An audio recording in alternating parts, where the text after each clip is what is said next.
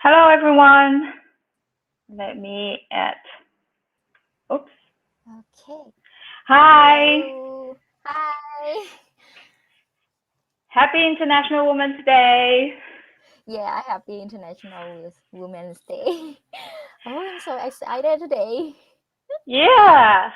In Thai, we say ตื่นเต้นมาก Right. It was like there's so many last minute talks that were coming in, and we are just like arranging everything. It's like, Yeah, everything is. I pray it will going to be fine today, and yeah. everyone will be enjoying. Mhm. So let's self-introduce ourselves. My name is Georgie. As you can see, wait. Which Here, which here, where is? here, here, Yeah. over here. Yeah. Yeah, as you can Yeah. see, that's there. And I'm the one of the PyLadies organizer and got that. Okay. Um, I am Katak. Is a chicken sow in Thai. Yeah, Katak, something like that. And yeah, my nickname. And yeah, where is it? This. Yeah, I am one of an organizer for PyLadies Bangkok. Yeah. hmm If you just join us, welcome from wherever you are, whichever country you are. Happy Yeah. International Women's Day. And if you are not female, you're also welcome to join us. We are always Mm-hmm. open to allow everyone to join in the fun and to talk about not only Python related subjects, but also about community, about how we actually learn to grow as a Mm-hmm. developer and our experiences. Mm. And also, if you are a guy, you can help us empower women also because this time is era is about diversity, right? Yeah, exactly. So diversity is not just about talking about just a woman, but diversity is also talking about every different minorities that's around. Mm, Yeah. right. So let's go to, because we have a huge list of talks coming up. So we are going to go straight to the very first one, which is the opening by Ewa from PSF director. And she's going to do some introduction about Python Software Foundation. Hmm. All right. By the way, if you are joining us from Twitch or from YouTube or from Facebook, Facebook. Yeah. if you are interested to ask any questions, do go ahead and type some comments, and we will see how it looks like. All right. All right. Okay. So enjoy. Hi, PyLadies. Hello from Chicago, Illinois, US. I am Eva, and I am the Executive Director of the Python Software Foundation, which is the nonprofit behind the Python programming language and its really awesome community members. I'm super happy to be able to contribute a short hello to your International Women's Day event. I hope you're all enjoying yourselves so far. Last year was a challenge for all of us in varying ways, and I'm super proud of all of you to continue pushing through these difficult times and coming together to support one another. 2020 was quite the hurdle for the PSF financially, but we have some really exciting new initiatives coming this year. One of the things that we're doing is working with PyLadies, and we are working with the council to put in place a stronger financial support system, especially how that flows down to individual chapters. Additionally, our team is going to grow quite a bit this year so we can provide more support for the community. We have a new hire starting by the end of the month to help us spearhead fundraising. And in about a month or so, we will have a developer in residence joining the PSF to support CPython. Internally, one of the tasks that we're kind of taking on in addition to those is scoping what support would look like for packaging, especially PyPI. So we're really excited about these new initiatives. But outside of all that fun stuff, we are celebrating our 20th anniversary and Python its 30th anniversary. So it's a really exciting year. And something I want to mention to you all is PSF membership. If you are not yet a member, you should check it out. And I've included a bit.ly link here in the slide for you, which will direct you to a blog post that explains what all the membership levels are and how you can join. Being a member helps the PSF gauge interest for Python, and some levels of membership come with voting permissions, which are important because they help us shape what the PSF will look like in the future. But thank you all for your time today, and I hope you enjoy the rest of the event. I've included some fun links here, ways you can get involved outside of what I mentioned. Follow us on Twitter, and probably most importantly, a link to our newsletter. So I highly recommend you subscribe. Enjoy the rest of the event.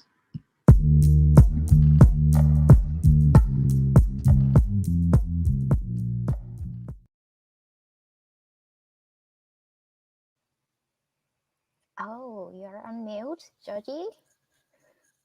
Georgie, Oh, you are on sorry. mute. Yeah, that's from PSF director Ewa, and that's amazing. So we received someone who said that our YouTube is actually muted. Oh, So maybe we might need to check a little bit. If Teresa, you're hearing me, can you help me to check on the YouTube settings?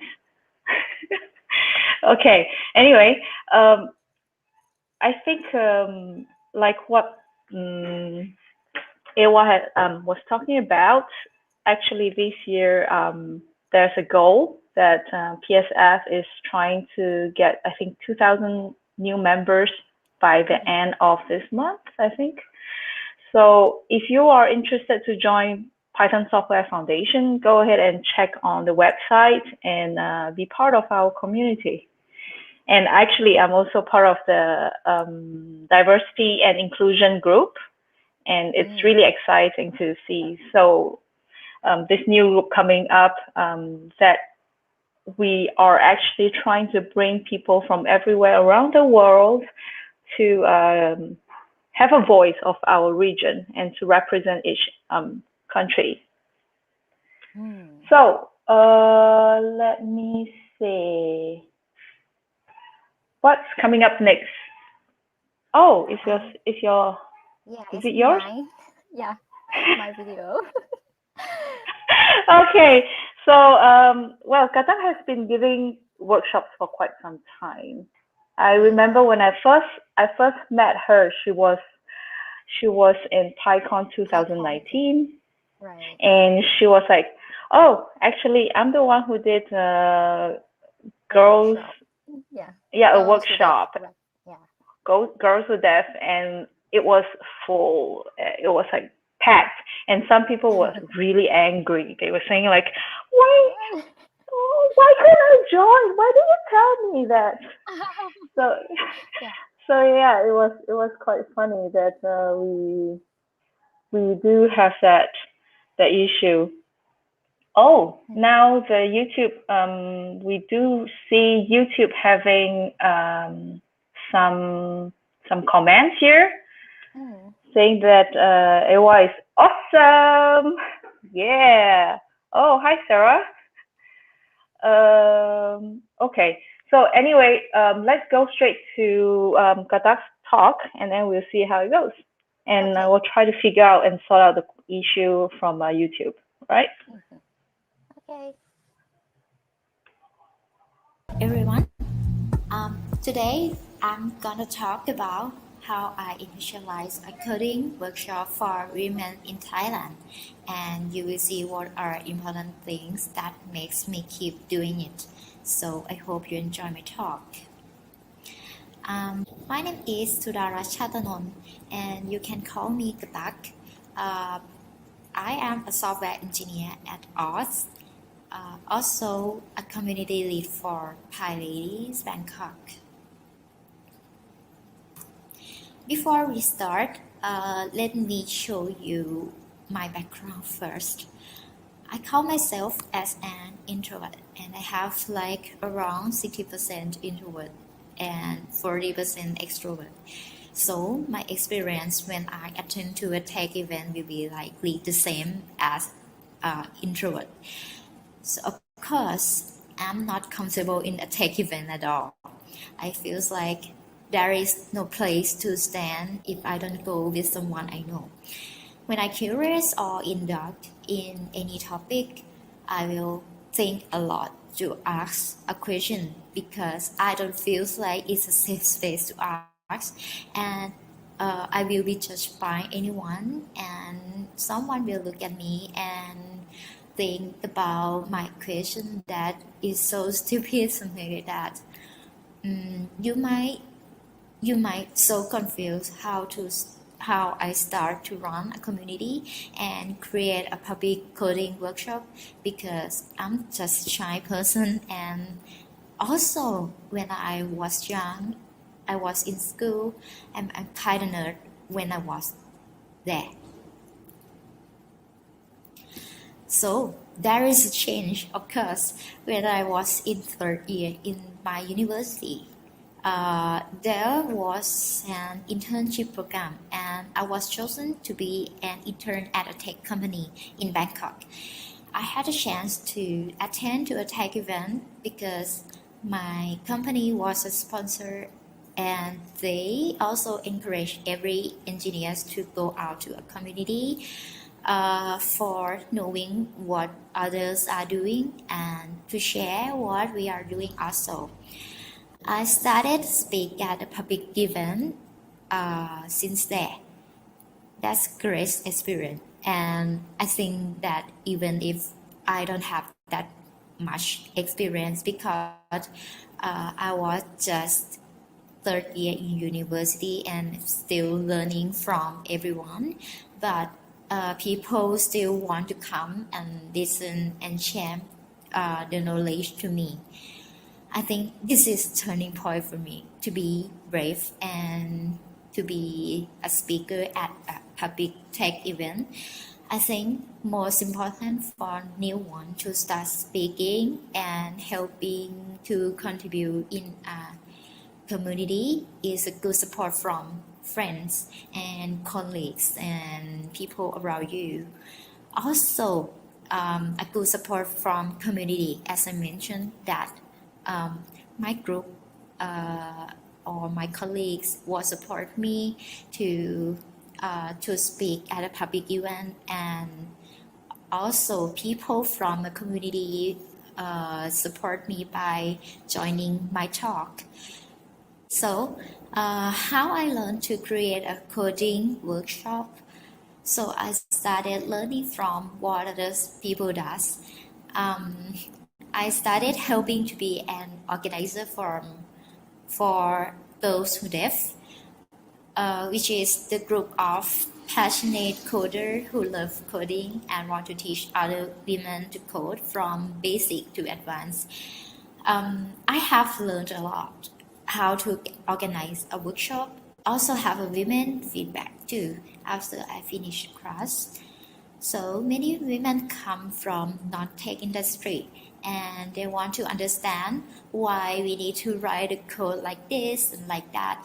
That feedback is a gift for every organizers because we can improve our next workshop to be better and better version.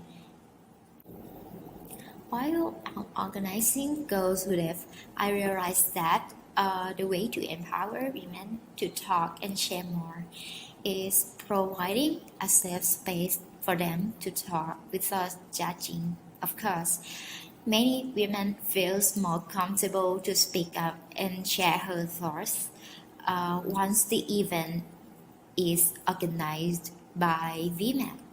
So I think that will be good if I contributing one more space and more community to help support women to code with Python, of course, because Python syntax is very easy to understand. There is not much science because we use English words instead. It's a good choice to start learning to code for everyone. And also be another community to empower them to show up in a tech community, and be another safe space to let them share their thoughts. So finally, what keeps me to continue to run the workshop? As you know, after we finish our workshop, we will collect the feedback from the attendees, and we receive a good thing that we should keep it, and also bad thing that we should improve it on the next workshop. Is good vibe for me to see their passion to continue coding after finishing class, even if they don't have a work to do related with the code. Because we have inspired people by teaching them to understand how we think. That what like to guide me to continue creating a workshop that meant for people who attend our workshop. So thank you from PyLadies Bangkok.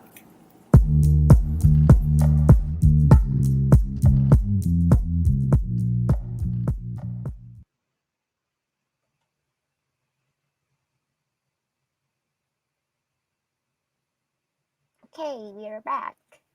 Yeah, we're back. So, wow, inspiration. Yeah.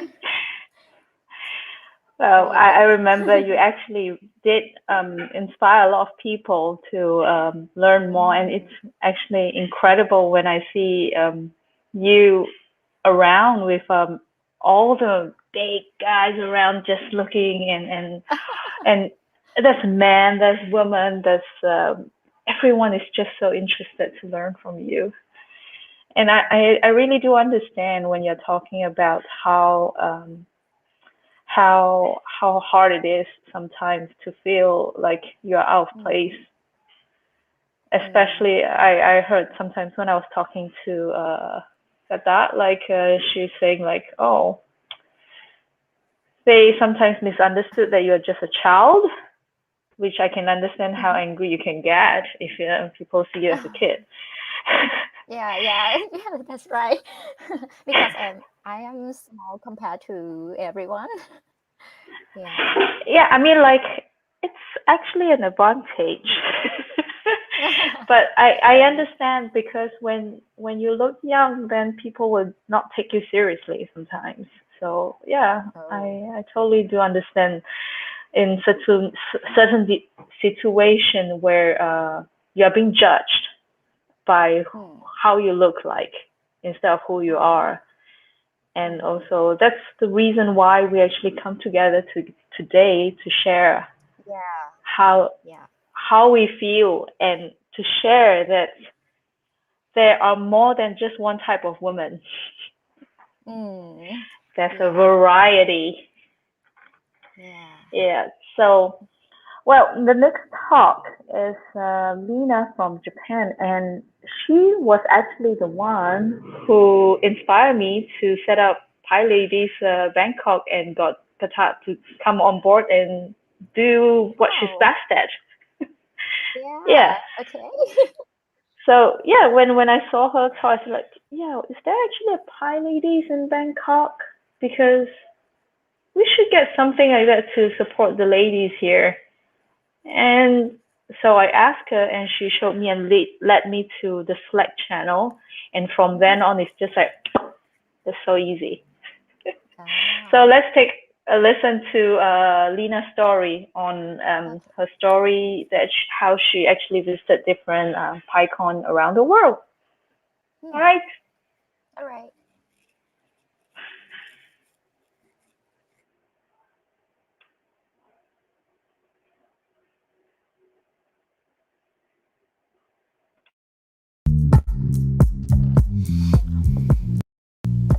Hello, I'm Nina Katayose. I talk about my experience participating in overseas PyCon IWD 2021 PyLadies. Hello, I'm Nina Katayose from Japan. Twitter account is Selina787B. I'm a part of the Japanese Tokyo PyLadies staff. I was studying aeronautics and aerodynamics at university. I like a rabbit and keep him. And later I will share this slide on Twitter. Next slide is my goals. I made this slide for World Python engineers. I'd like to connect with World Python engineers. And I want to make new system with everybody. My work. I have my own company. This is Moegi. The development of smartphone application for map users and GIS. Using map with camera application, current, and storypan. These are our application. Next slide is these are the PyCon I have been to recently, and this slide is my attendance map. I live in here.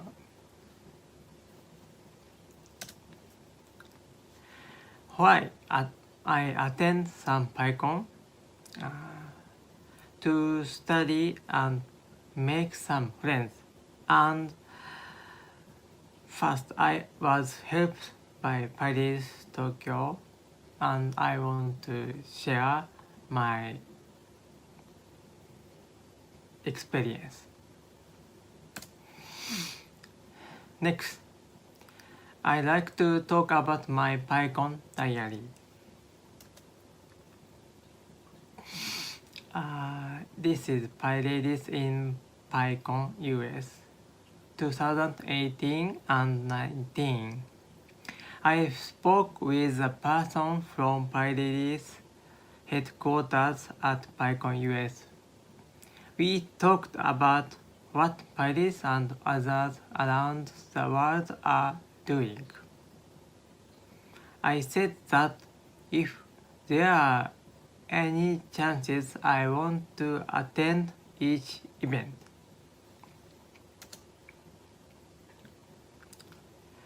And we had a poster session with Japanese members.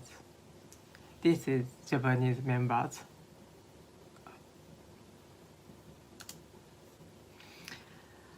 And I felt this venue was very large.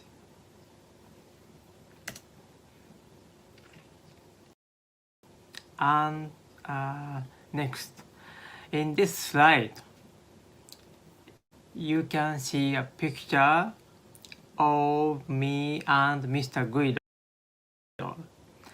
I don't think I have to explain who Mr. Guido is. As you know, he is parent of Python.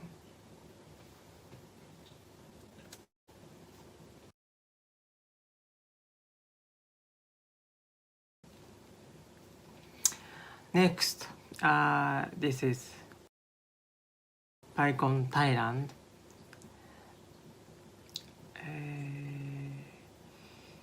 In this slide, you can see a picture of me.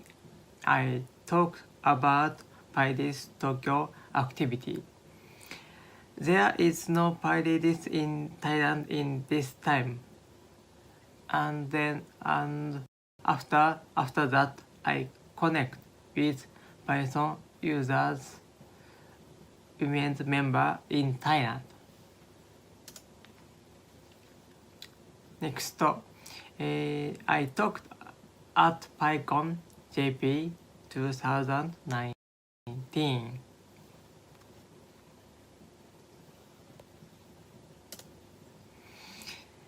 Next, this is PyCon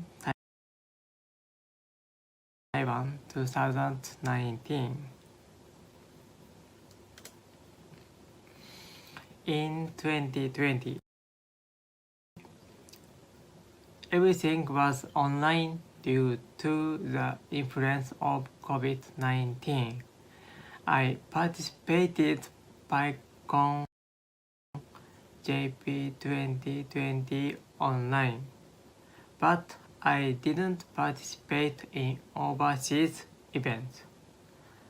After all, I like events where I can meet in person. Result: I could make a lot of friends thanks to PyCon. I hope you too do.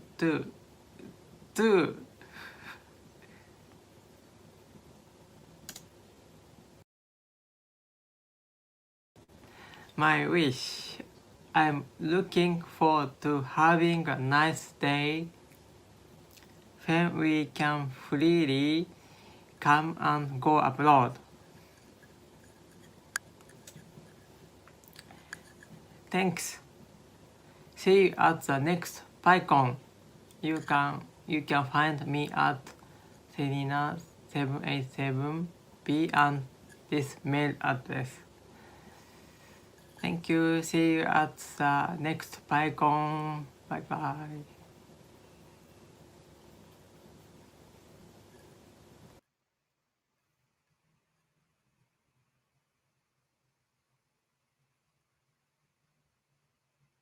Oh, okay. We're back again.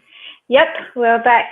Mhm. Well, I think it's true that PyCon, when you do go to events, you Yeah. do actually make a lot of friends and you learn Right. a lot. You get a lot of motivation from people who actually, you see different kind of people who come in and talk about what they're passionate about. And that's how we actually go home every time. I remember whenever you go to a conference or something like that, and you'll be like, yeah, I want to do that too. It's like so motivating. So yeah, I totally can understand how. Sorry? Okay, you can continue first. I want to share something about the PyCon. Yeah, go ahead. Go ahead. Okay. The thing I like about PyCon for 2019 and 2018 is I have met a friend from India. Yeah, and we have continue chatting till today. Yeah, sharing about Python and programming language and technology. Yeah, that's great experience. Oh yeah, And I it's mean worth to attend. Yeah. exactly, and that's how I know you, right? Yeah. Right. Yeah. So coming up next is actually a very, very inspiring talk by the Steering Council from Python Software Foundation. So it's an interview conducted by Lorena. So Lorena will be actually hosting the Chicago broadcast in Chicago time 7 p.m. So if you guys, that would be, I think, about 8 a.m. or 8 a.m. tomorrow morning. So on Facebook, you have the link to on PyLadies' Facebook webpage. And so it's an interview conducted by Lorena with Carol Willing and Naomi Sitter, which are like the two pioneers, PyLadies, and like, wow. When I listened to this interview, it was so moving. and I totally felt how they feel actually. Mhm. So let's watch. Okay.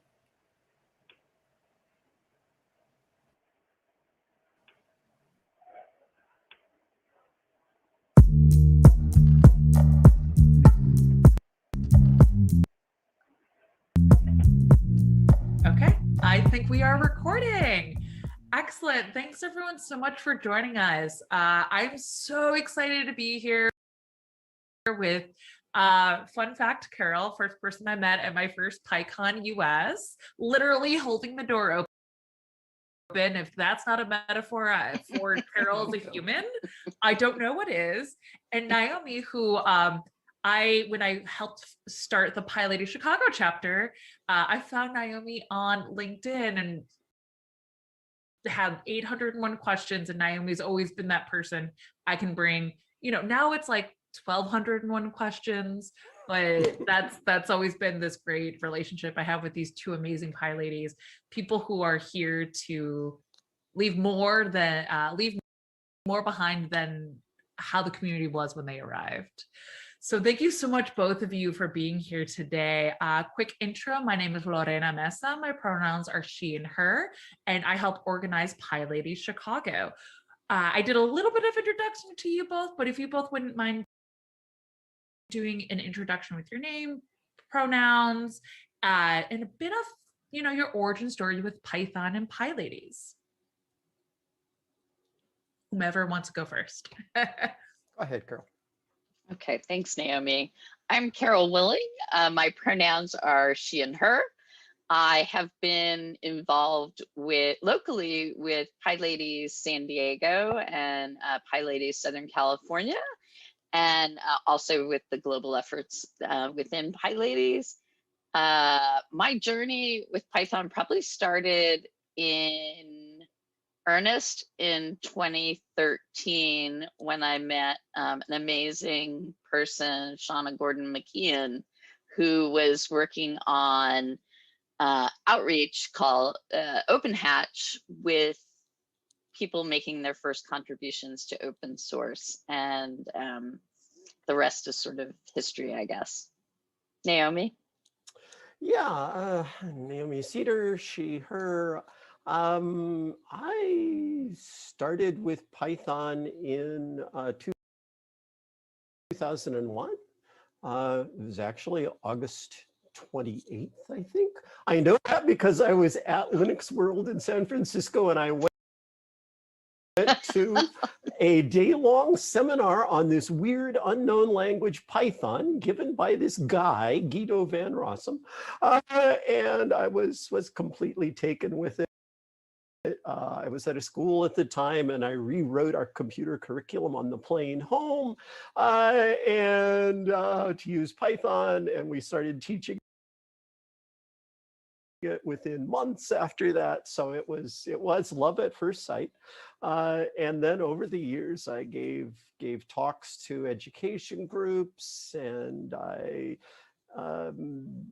did various things for PyCon's Education Summit, among other things, where I first ran into Carol Willing, and just a bunch of stuff like that. And then for 3 years, I was chair of the board of the Python Software Foundation. So that's me. PyLadies, when I transitioned in 2012, 2013, PyLadies was immediately a welcoming and safe environment for me, and I will never forget that.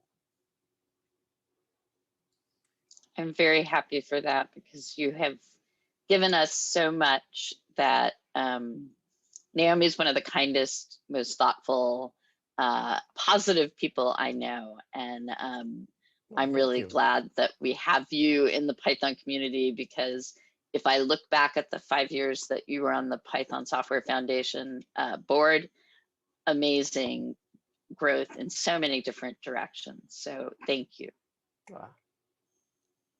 Thank you so much. Okay, so if I get like misty-eyed during this all, or just, like 3 tears, I'm just gonna imagine I'm living my best telenovela life, soap opera. There you go. Perfect.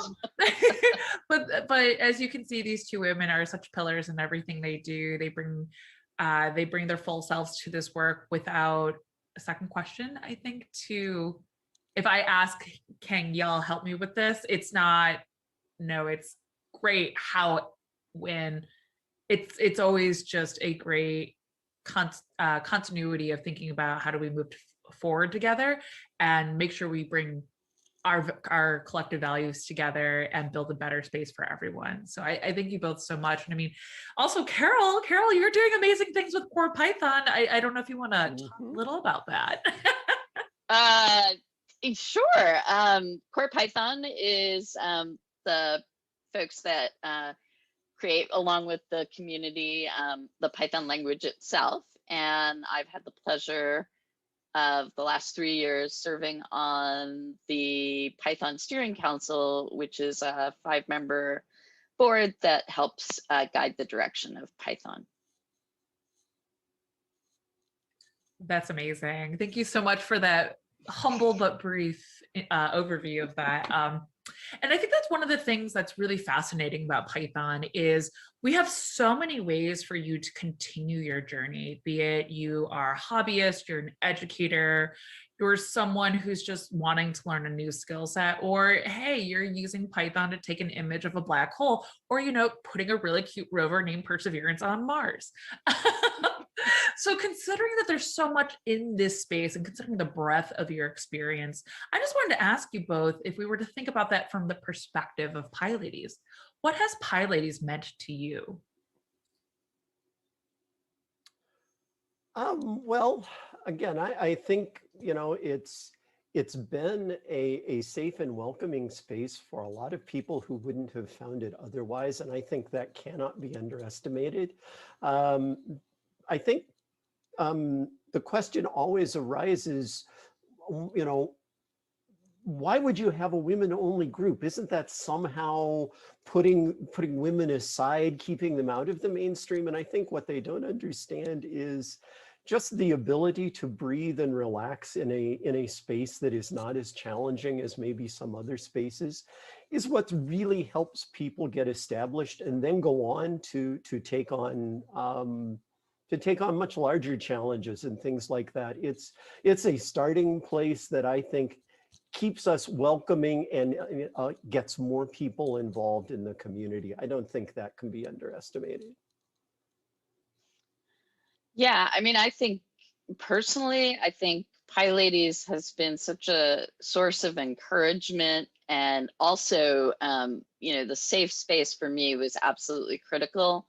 And I think, you know, that ability to be your authentic self, to ask questions without somebody saying, oh, that's not a good question to ask, as well as, you know, just the ability to share resources, to share knowledge, and watch lots of people grow together. And I think that sort of education focus, even if it's informal, is so important, because you see people coming from complete beginners to then becoming tutorial givers at PyCons around the world. And I think by having a safe space, I think what it does is it lets people grow and make mistakes and get better. And I think the whole Python community benefits from that. I know in San Diego, as PyLadies grew, so did the interactions within San Diego Python. And now in that meetup group, it's very hard to tell the difference between what's PyLadies and what's just, you know, Pythonistas doing cool things with Python. I love that so much. I mean, there's been a lot of interesting dialogue, I think, around when it comes to open source and community, and particularly the growing rise of no matter what, technology is a part of everything we do, right? And if we don't think about how we take care of one another in these spaces, particularly as the medium of what to build community changes, you know, we're not, I think, checking in with our core values. And I think, as you both said, bringing our true authentic selves to the work and to the space and being a human in this world. So I think you both bring some really interesting touch points on that. And actually that dovetails very well with this year's International Women's Day theme, choose to challenge. So that's a large theme, and I'm curious how you might interpret that theme in relation to, be it the Python community or PyLadies explicitly. How does this message kind of resonate with you both?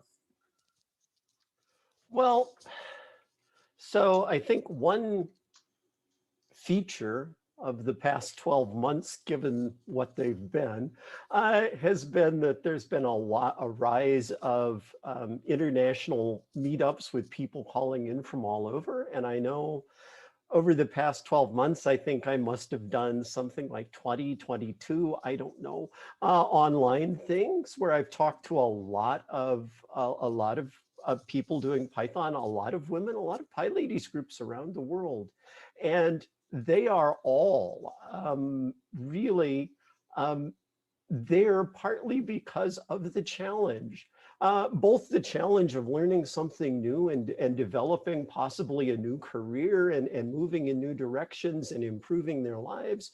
But even to be there, they're facing challenges with, managing children, with trying to keep the household together, with doing lots of things that, are the things that they have to do.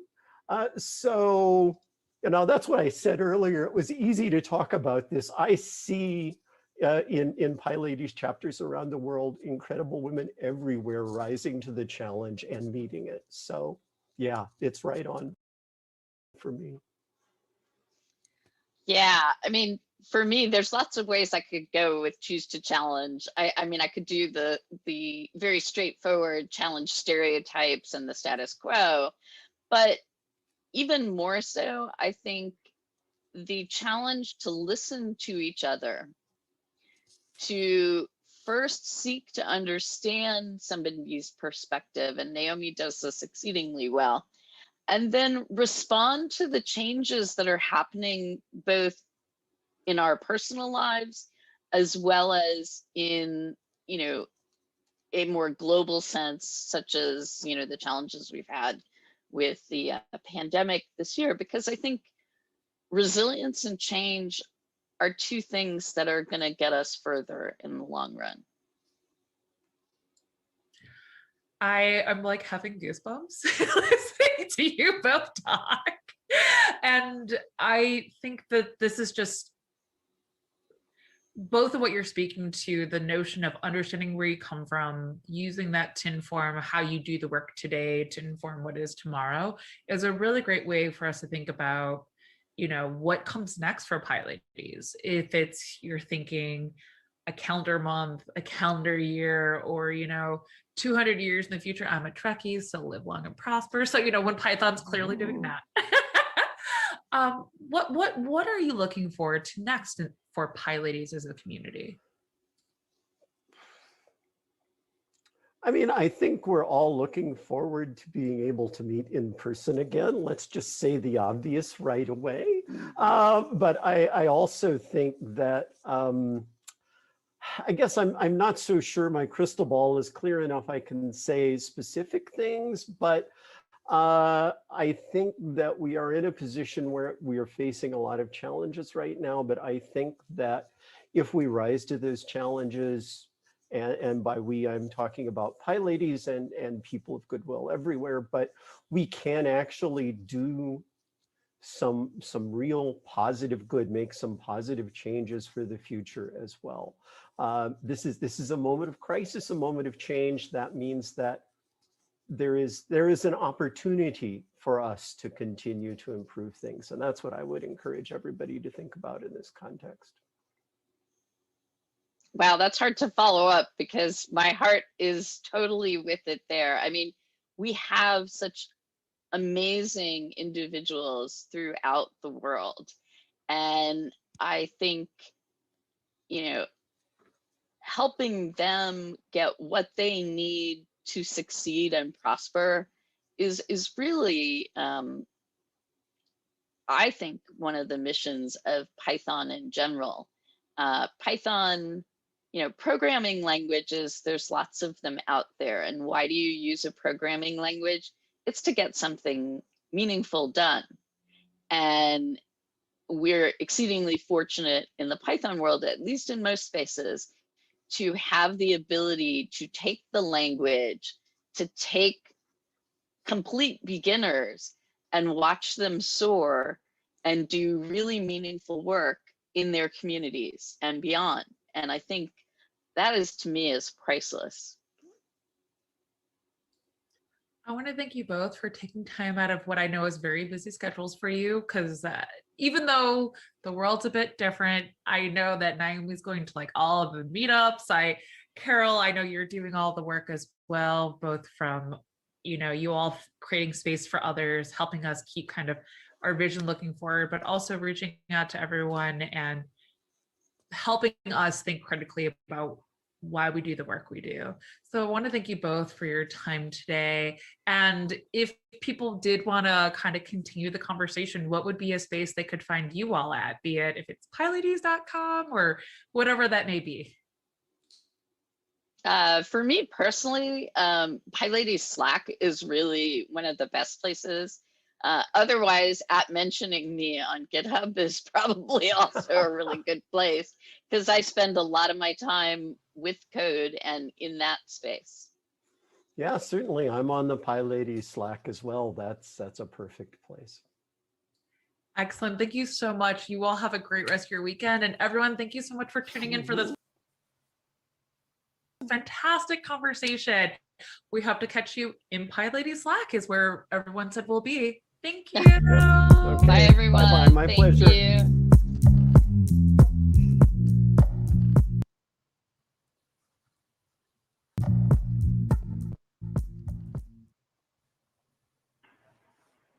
So what do you feel? Oh, I feel yeah, Python has a large, like warm family and community, because that's what my feeling right now also, because everyone is support me to be an organizer of this international event, and yeah, And you and did a so good job. yeah, I'm kind of nervous because before we start, I kind of nervous because it's in international also, but everyone support me, and yeah.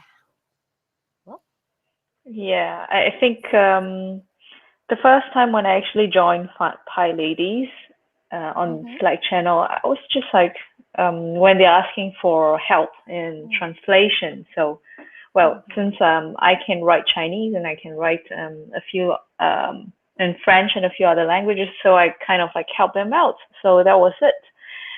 And actually, I did ask a few people to help too, like PyLadies Taiwan and also Ivy from PyCon Malaysia. So all of them just come in and help, and there is no why. There's no what do I get in return.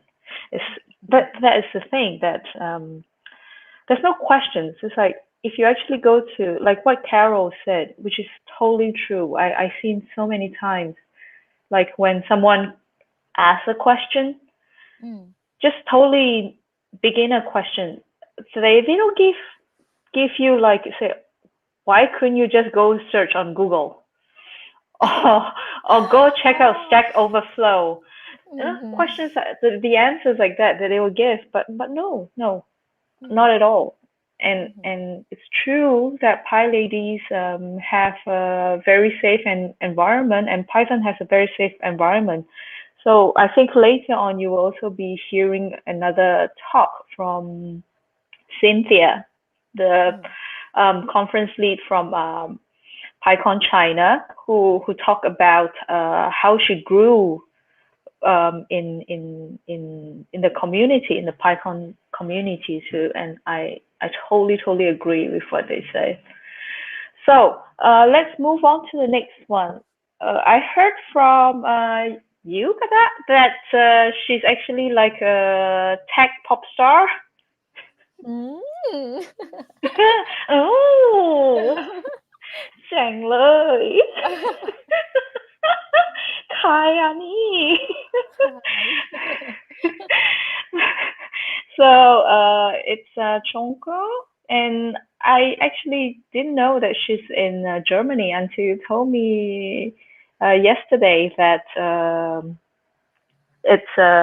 she's actually living in Germany. So this I saw her video and I think she was so bubbly. It's like if you are sleepy, watch her videos. She'll wake you up. Yeah. No one is sleeping. No one's gonna sleep one? when you watch her video. Okay, let's take a look at Chongko's talk.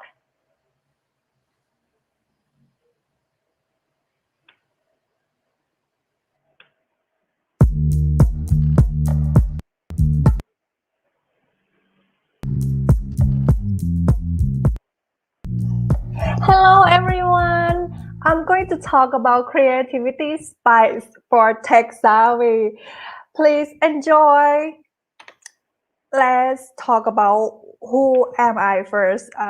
My name is Chongko. I'm AI product manager in Munich, Germany. Right now I'm working among AI engineers, software engineers, and interactive designers. And I used to work as a data scientist in Florence, Italy. My background is I got a master's degree in business analytics and big data from Milan, Italy. So let's get back to our topic for today. We are going to talk about a creativity spice soon, but I want everyone here to step back and think about a day in a life as a programmer. As you can see that we take most of the time researching, running code, and fixing bugs. So we always in front of the computer, always taking care of writing codes and also try to fixing what is happening in the technological world. So this is basically what we are doing right now. This is my experience, just for disclaimer. Okay, so I want you, everyone, just to think that, okay, now we are in the same pace and we are having this common. So what are our strengths, our skills and competency? So let's have a look first. I can do programming, right? Let's say Python for sure. Okay, so what's next? Systems design. Yeah, I think I can do architecture design. For designing database. Okay. And what else that I can do? I think I can do the project management. That's what I think I can, and I usually deliver successful projects as well. So this is pretty much my strengths right now, and I feel very confident with it. So let's talk about our topic for today. How can we put some spice in your strengths? So it means that you can have a broader visions and have more skills in your strengths, not only for the organization, but also for your personal growth. So it's time to think creative. And how can I start? I am a programmer. I don't think that creativity is for me. I think doing programming is enough, and I'm comfortable with doing programming. So here I'm helping you where to start. Just minutes in your day can create a big difference. I'm sure that you may feel that you are scared of doing this, or you are not feeling comfortable to do it. But I'm here to help you, and I know that you can take a step and be a leader in the future. Especially we are in this period of time. So first of all, go out and get inspired. You can go to the events like this amazing event right now, or read different books so that you have a broader understanding of different aspects of life. And maybe you can have the experience design, UX design. It is very common right now and it's very popular. So you can find some resource everywhere. You can go out and think that, okay, this door or this pathway can be improved. This can be also UX experience design. So how can we improve that, and how can we improve emotion to this kind of experience? Basically, you just try to think how to make everything better, and not only the functional but also emotionally. And lastly, it can be also your hobby as well. For example, I enjoy playing guitar, so I would think that this kind of hobby that I'm doing can help me growth in my work as well. So you will feel a little bit confused right now why I'm talking about this and how is it related to my work and also my creativity. You might feel like a little bit confused, but now I'm going to show you what can be connected. So you just go out and try to think a little bit by using the post-it on your desk and try to connect the dot that how can it improve to my work, or how can make my work more efficiently. So you can order it by using the impact, that this is a very high impact to my work and this can create a low impact of my work. This thing can help you not only for your work but also can affect to your colleagues as well. So it can not only help you to think more, ideate more, but also help you to make it everything, not only your work but also your connections with your friend better. So when you are finished with the post-it or try to connect the dot, it's time for you to do experiments. Like fixing code, you need to run it until it works. So basically, you can do the low fidelity prototype or any kind of experiment you can think of and try to do it. For example, this is not low fidelity, but try to make it real and try to experiment, test it, whether it's going to work or not. It is may look like very hard, but to be honest, it's very simple. You can make the paper prototype, or you can make a very simple and cheap prototype as well. And in conclusion, I feel like if you can think out of the box and you take the risk for yourself, you can have a huge impact and make it more valuable, not only to yourself, but also the organization. For example, this one, if you can think that, okay, maybe this one have different kind of colors, so that you will have more user engagement. This is also part of UX design or user experience design. And also, if you think that my hobby is playing guitar. How about putting the sound of any kind of guitar in my prototype or my work? It could create maybe not very high impact, but create a huge step for you. I believe that not only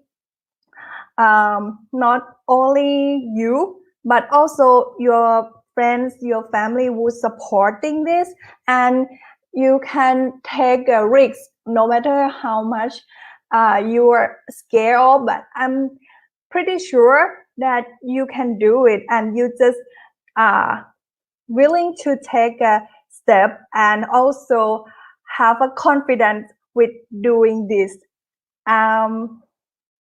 I'm happy that you are here. This is a very good step for doing the experiment. So right now, just try to connect the dot, everything in your life, and try to make a low fidelity prototype and make an impact to your organization and also your personal growth. Thank you so much, everyone. Bye-bye.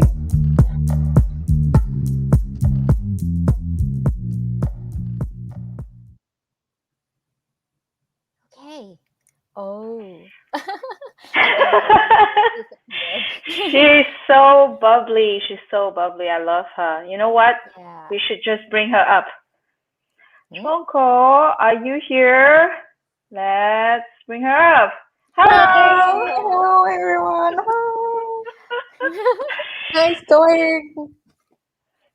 She is. You are just so lively. Yeah. Hello, everyone. Hello. She's like just a you know, like when you open up a can of Coke and you drink, that's like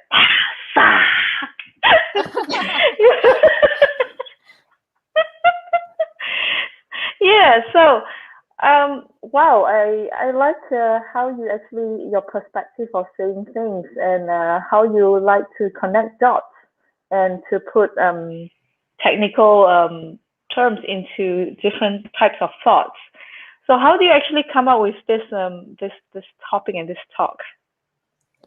Yeah, I feel like we're sitting at the desk all the time. Sometimes you can, just go out and find some inspirations anywhere.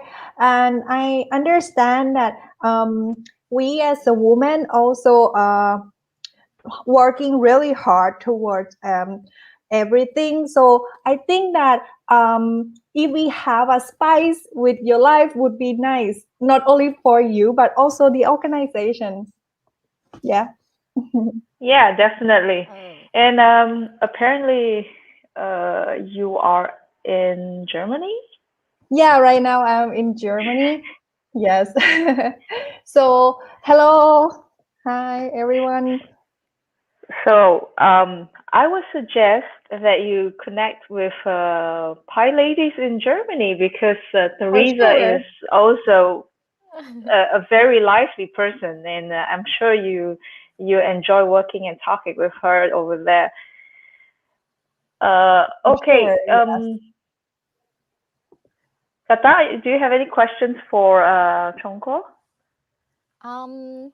I think no, but I think after I have listened her talk, I will grab a bunch of post-it, and try to write down my strength. Yeah, let's try do kind something new. Yeah. Okay.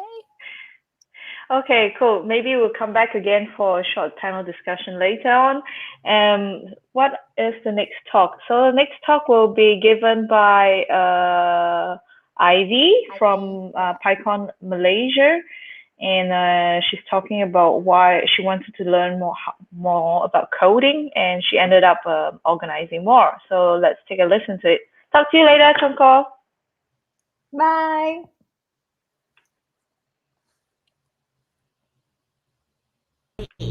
I'm Ivy from Malaysia.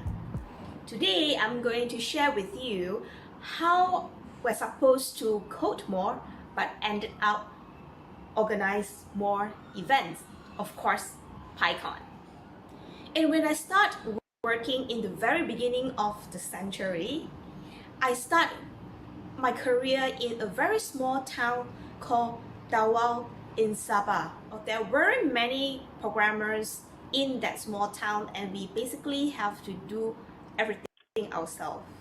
I have to make the LAN cable or get under the table to hook the cable to the network socket. And I need to repair computers. There are thousands of computers in the whole companies, and if one breakdowns in every year, there's more than enough for us to repair. And during that period of time, I learned a lot, and I did my first program by myself, of course with the help of the senior, in Visual Basic, about a vehicle tracking program. Now, don't you think that this program would use GPS to track where the vehicles is? No. During that period of time, GPS is not common at all. What the program does is to track the mileage of the vehicle used by any persons, and when it needs to be serviced, and what is the details of the car. That's the program that I did. During that period of time, we used local area network because internet wasn't that popular or easy to access.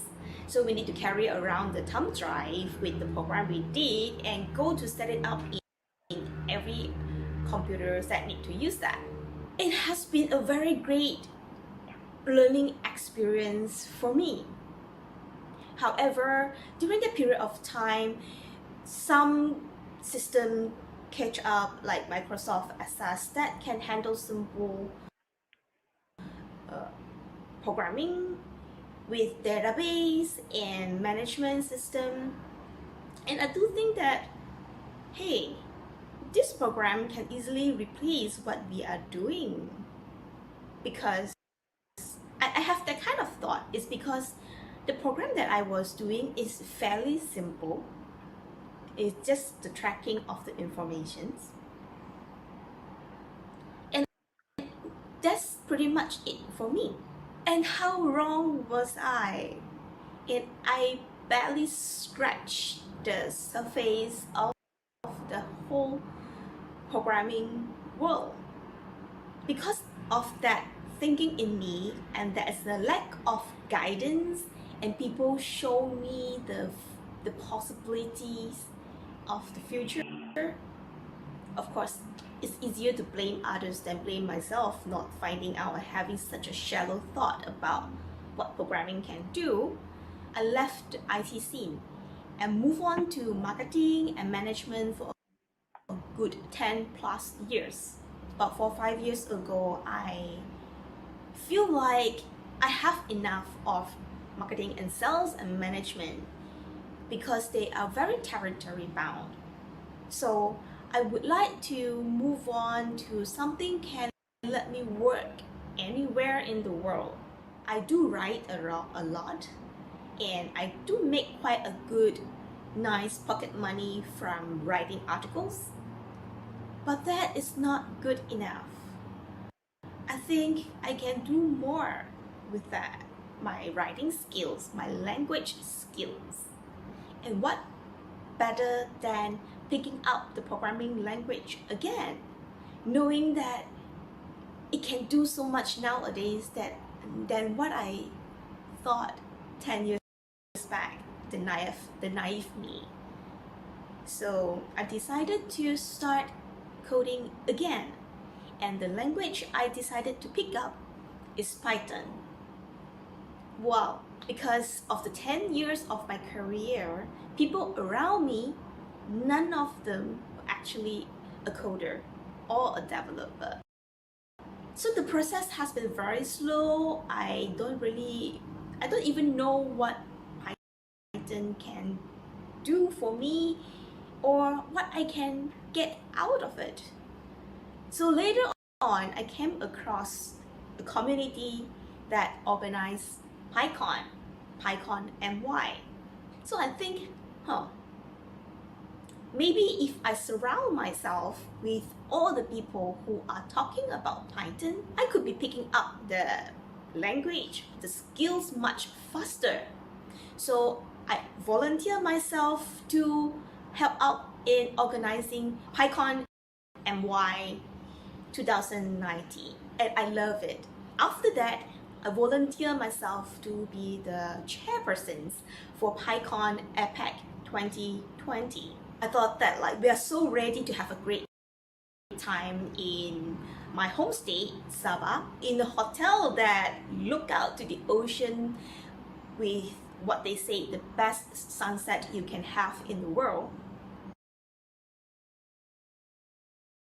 And we could not do that, and we have to move everything online in a very short period of time.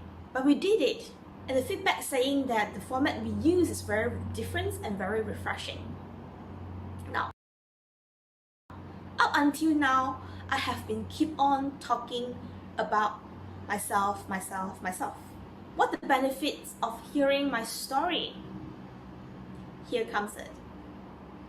Through all this journey of me discovering myself, being in a community like PyCon and helping out in organizing the event actually do not stop me from coding, even though I do not code as much as I thought. But it actually helped me learn a lot. And let me summarize to you why I said so. First, I learned that what Pythons are good for by just hearing from the other speakers, talking to the speakers. Secondly, I still do not know that like which niche I want to go into. By knowing all this, it helped me to focus and it helped me to know what it is. Thirdly, thanks to the enlightenment from seniors, they let me know that to be in the community, you do not need to know coding very well because we need every type of people.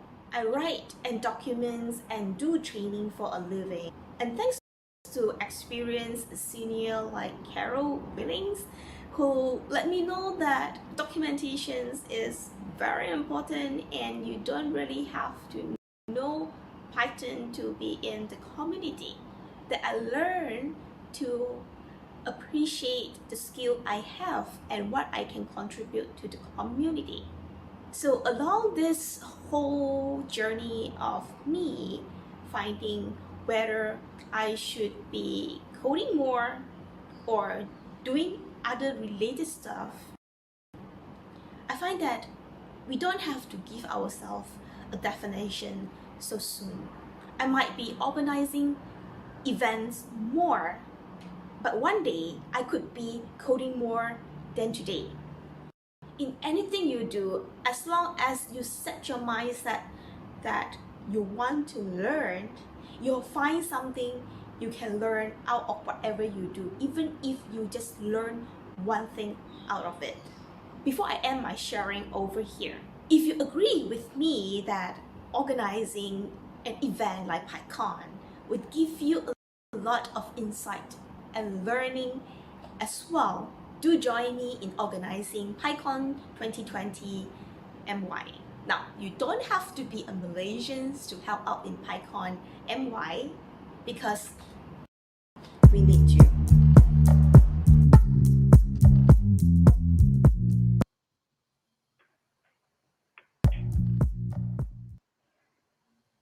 Wow. Wow, that's inspired people. Yeah. Well, to be honest, like I've always said in PyPy, in PyCon, and even RubyConf, for information, I organized RubyConf and Ruby Tuesday too. So Okay. don't split me apart and say that why is it not PyCon and why is it not Ruby? So yep. So let's bring our idea up and let's talk a little bit more about this. Ivy, hi. Hello, Ivy. Hello. Yep. Can you hear us? Yeah. Yes. Can you hear me? Yes, we can hear you. Cool. So, one question. All right. So, do you manage to code more now? Yeah, but not really in Python yet. Oh. But It doesn't matter. I do. Yes. Well, you know, it doesn't matter. Yeah.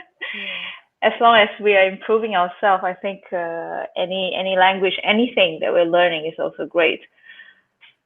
So, have you been still organizing something in Malaysia now? Yes, the coming up like PyCon MY 2021. We still set it in somewhere in September. Looking at the situation, most likely it's still going to be online. But however, whatever the format is, we're going to bring it on. Bring it on. Girls power. Yeah, bring it on. So I remember when I think about my very first event that I started doing was when I was 16. I have no freaking idea what I was doing. And it was like I think Ivy, I'm not sure if you know, but I grew up in Singapore. So there's this thing called a community center. And they were saying like, oh, we need some funds. So can you actually organize some events? And I said, okay, I'm just so naive. I just go ahead and I just said, okay. And I did it. There was no money. And I managed, I mean, like, you see, the thing is that I believe that if we are crazy enough to go ahead and do whatever our will is going towards, we can actually do anything.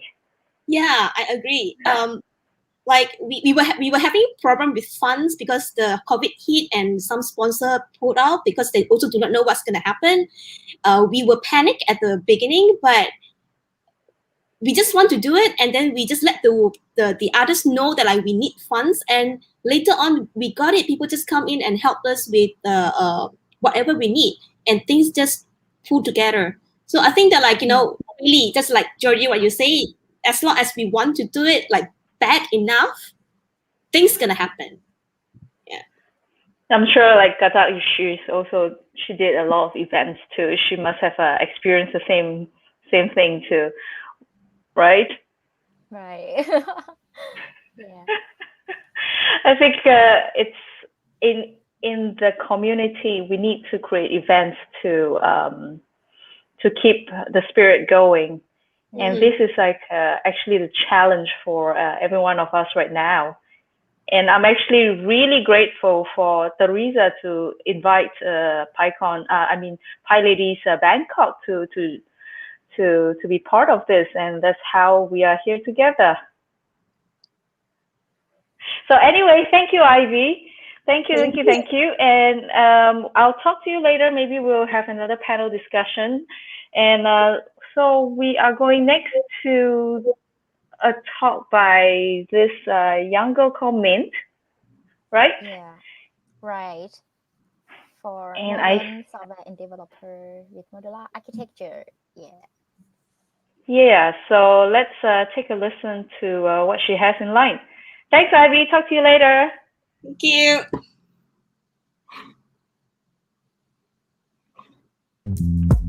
Hello everyone and good morning from Bangkok. My name is Indochina My nickname is Mint. I am Android developer at startup company in Bangkok, Thailand, and content creator at my Facebook page and Redbot application cocktail, who represent among Android development, programming, summary online course, and event and lifestyle. For International Women's Day, immediate theme is choosing to challenge the world.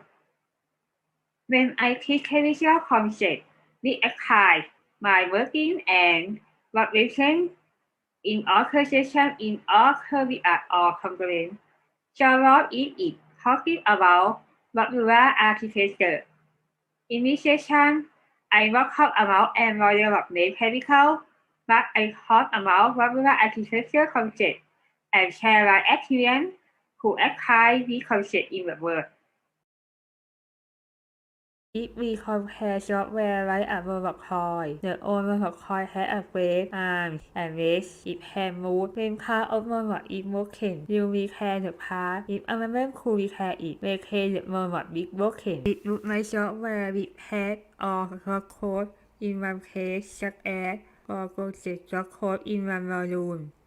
If some feature in one volume has current issue, for example, program has a mark application test, update binary version, remote or service code, or something like that, then it's so difficult to implement it. Application robot has many cards can be examined and selection card could combine the robot form because robot have face and views. It can be a big robot with arms and legs with without face, or do a very cool robot butler in Tokyo, or do the view cool remember robot. This robot would make modular architecture concept. Overall, it provides software includes small cards with different volumes. It can be examined and could include your project, and also project in your company. With root your feature volume in the specification that can recommend copy by or something like that, and average short code in feature volume. I show Google Slide file with presented cool project manager and Android developer key, and extension slide for amount modular architecture. I got to modular architecture gone mobile com 2019 session modularization transformation. Modular architecture concept is interesting because the application has the key compile time when it code in feature volume. Scalable for every feature. Flexible for new occur architecture in some feature. Independent from occur volume. It can show some development team use my key feature to occur application because occur team are easy to use it. We rewrite application volume to feature volume and core volume. Feature volume are some feature in application and can use occur feature volume to such feature. For example, such feature can send message in pixel and write SDK about write code feature where it looks like cutout. Core feature study core volume are the card who do in feature volume. I share my experience with applying the concept to my work. Execute implemented feature out of application volume. I got some card retaining my occur features when mythical could secret and take it longer than activate key export from project manager. Team has new features in screen when cannot take export to secret feature to modular. When we eat more priority to do it in screen. We current service by planning and analysis is key. Pull the application project feature and start this small feature to separate volume. After separating feature volume, it sends to tester to make sure the feature is working. Now, I add in new project application team with a current modular architecture concept with iOS developer, Android developer, and web developer. When have new feature in Spring, he create new feature module and add core module for service. When new feature lose something in current feature module, when may duplicate code, will separate it to new module. When lose red card may own project.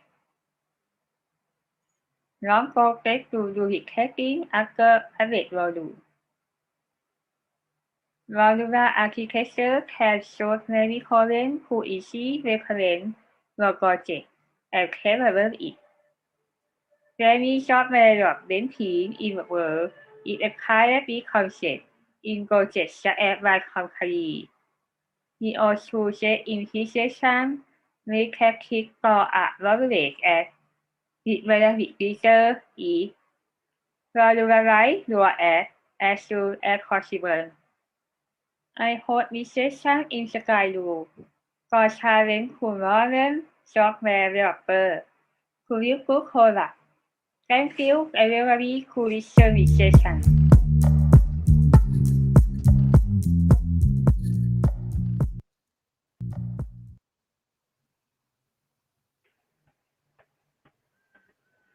Oh, Oops. Hang on. okay. Yeah. Okay. Her We're style is back. very cute. Yeah, I think she spent a lot of time preparing her talks. It's like, Yeah, wow, all the animation from one part to another. right. I think I've seen her website before once, and I think it was quite amazing too. Is she very young? Mint? I'm not sure how old is she, and but she creates a lot of contents, and she draw a picture, yeah, a cute picture like that. Yeah. It's so Interesting, talented interesting. developer. Yeah. Yeah, I think she's the future of Thai female developers. Yeah. I will invite her to like join PyLadies next time to be an organizer or Yeah, something. Yeah. yeah, we should include her, invite her the next time for our next event. So Yeah. anyway, we have the next one coming up is Fawn. Fawn's talk, and I think she's in the queue. So we'll invite her later on after her talk. Mm-hmm. Okay, let's continue. Okay.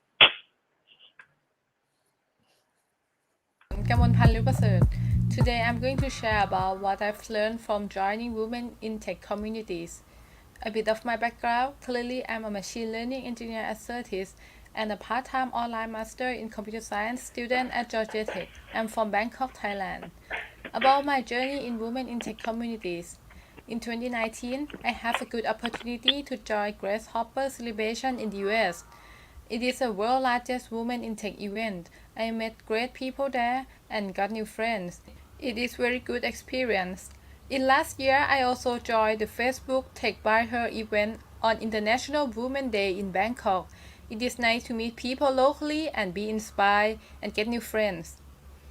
Some of the communities and events that I've joined are Grasshopper Celebration by Anita B, WinHack Women in Tech Luncheon by Microsoft, Developer Circle from Facebook hosted by PyLadies Bangkok, and some other are online communities, events, or newsletters such as Women Tech Makers, Women in Machine Learning, and International Women's Day. I found that lots of organizations and companies talk about diversity, equality, and equity, not only for genders, but also races and ethnics. For instance, there is a campaign of 50-50 equity by 2025. Some companies have achieved or try to achieve 50-50 ratio as well. This is a major step forward towards diversity in workplace. Now we heard about equality and equity. What's the difference? As you can see from the picture, equality means everyone got the same thing. In this example, everyone has a box to stand on. But you can see that everyone with different heights get different results. In this case, equity allows people to get access to the same opportunity. The boxes will provide to people who need it, then everyone can enjoy the show with the same experience. This can be applied to the case of inclusivity as well. In this scenario, a box doesn't work with a wheelchair. Inclusivity means we provide a way that can include more people to join. In this case, a ramp is needed for a wheelchair to ride on. It's also a good practice of universal design to be equal in terms of opportunity. And we can think about how to remove the system barriers that block people at first place, so we can get the equality by design. Therefore, what we can learn from this example is to realize about diversity, that people may have different circumstances, which leads to different opportunities. We need to embrace diversities, and diversity will help us to have wider perspective and will be beneficial in long term. Why diversity matters? If I put in the opposite way, what will happen if we have no diversity at all? One of the answers is there will be biases. Biases are nature to human brain. It is hard to deny when we think that we have bias at some point. And with a group of people with same thought, same mindset, and same culture, confirmation bias can happen more easily. There are many other types of cognitive biases, and gender bias is one of them. In one case study about the gender bias is about thermostat. Thermostats or even smart thermostats are to ensure that the temperature is comfortable for people in the room. Research suggests that women suffer from gender bias at home and even in their office because biologically the comfortable temperature for women is higher than men by a few degrees. This makes most of the women always feel cold while sitting in the same room with men who are at ease. To solve this problem, having gender diversity involved in product development will help address the bias. My first key takeaway is to embracing diversities, then properly addressing biases and be inclusive. Trust the research, it will be good in long run. And who said that women are worse at tech than men? Actually, women can do great. They are just underrepresented. I will go through a few examples of women in computing history. It started from the first computer programmer was woman. Ada Lovelace did an amazing job during her time to be recognized later as the first woman programmer. Next, it is when the first bug was discovered. Grace Hopper is one of the team who worked on Mark I computer and found a bug that was the root cause of error in 1947. She also wrote on the incident report that is now kept in the museum. So it is women who help defining the word bug and debug. In the age of AI, there are some women who work behind the great things. One of them is Fei Fei Li, who is a person behind a major step forward in AI and computer vision researches, such as ImageNet and convolutional neural network. She also teaches popular courses on online MOOC and is a co-founder of Stanford's Human-Centered AI and AI for All. That says you can do the great thing as well. There is no boundary or limit of capability based on genders. I believe that everyone can do great things if they try hard enough. So my second key takeaway is to overcoming stereotypes. Don't let anybody tell you what you are capable of, and believe in yourself. If you think you can do it, you can do it. Lastly, it's our nature that women always support each other. Let's create a safe environment for women. Whether it is a workplace environment or communities, together we can connect to other people, we can always talk and discuss the problems. Be inspired and influence people. Help each other to overcome their problems, challenges, or goals. Build a better community, which means a better working life, and grow together. I will end with a quote from Grace Hopper. If one person asks, "Do you think we can do this?" she would answer, "Try it," and support them.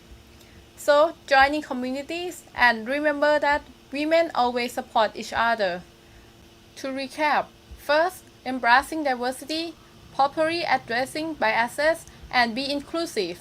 Second, overcoming stereotypes. Don't let anybody tell you what you are capable of. Finally, joining communities and support other women. Choose to challenge. Feel free to leave a feedback in QR code or link on the right hand side. Thank you very much and have a good day.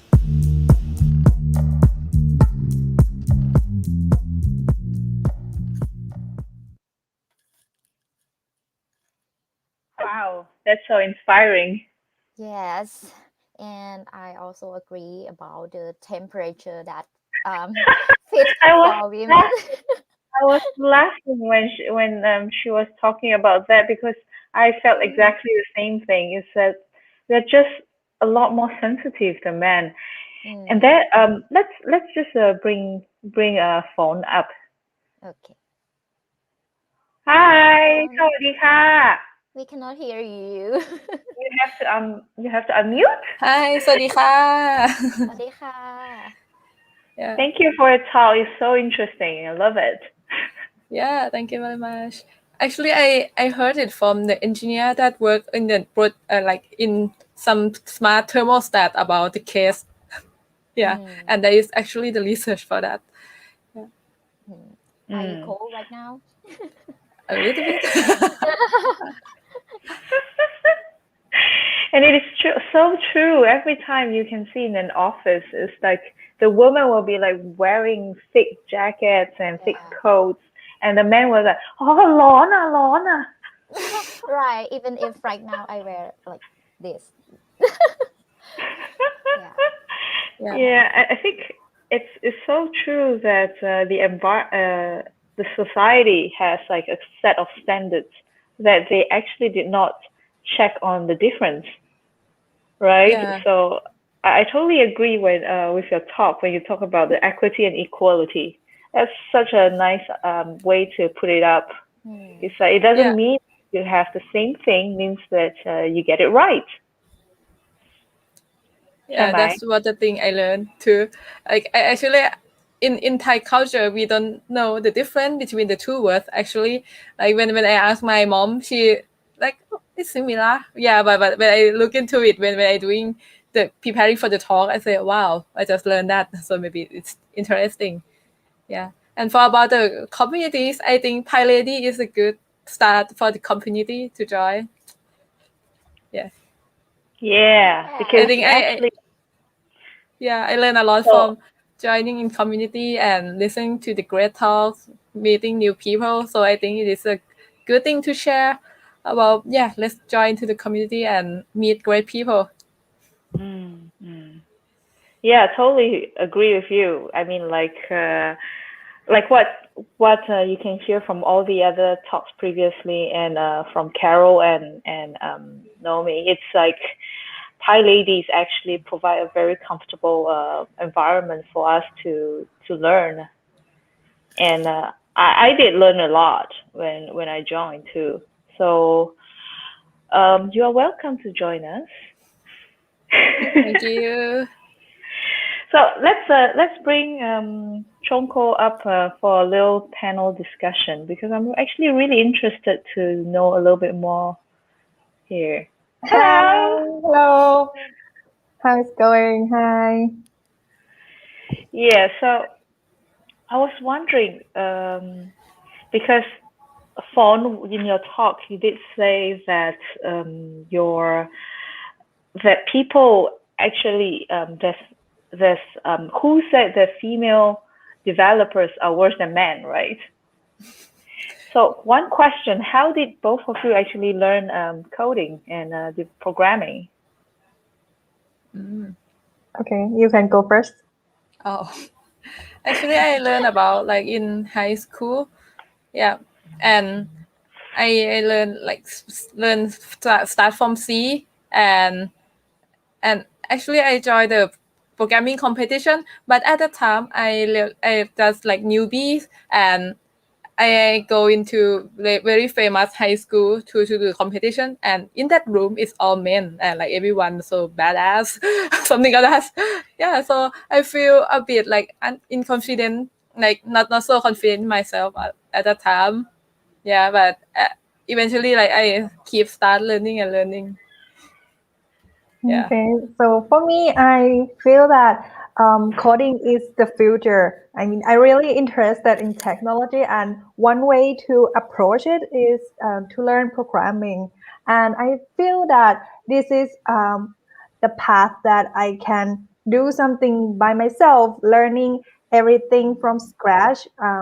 I learned in master degree, and I am not computer science background, so it's quite tough at the beginning. But when I start exploring everything, I feel that yeah, I can do it, and I know that I can create the future or the technology innovation by myself. So this is how I feel, and I inspired by it.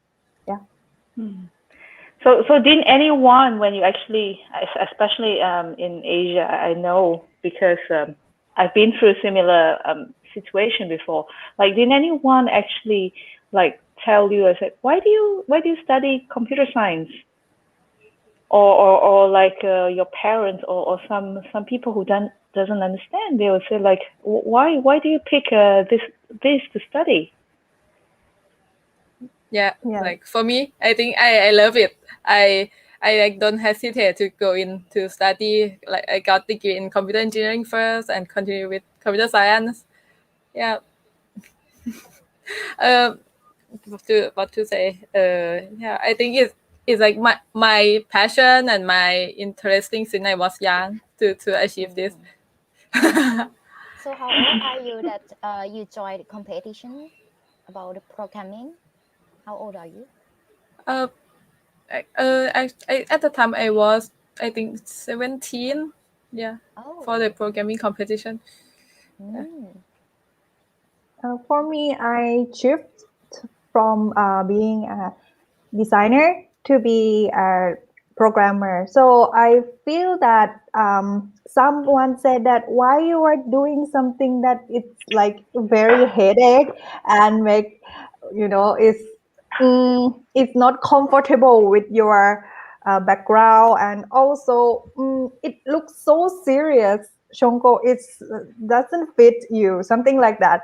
So people try to stereotype me maybe, and try to make me feel that yeah, I cannot do it. But sometimes I feel that okay, I have a goal, I have the capability to do this stuff, so I believe that I can do it. So I try to ignore this kind of thing, and look at the opposite side where I feel confident and happy what I'm doing.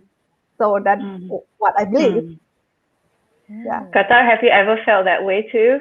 Like people Yeah, putting you people. down? Yeah, right. Because I am a woman, and also someone judged me that especially for front end developer needs to be a woman. Yeah, something like that. Even if I can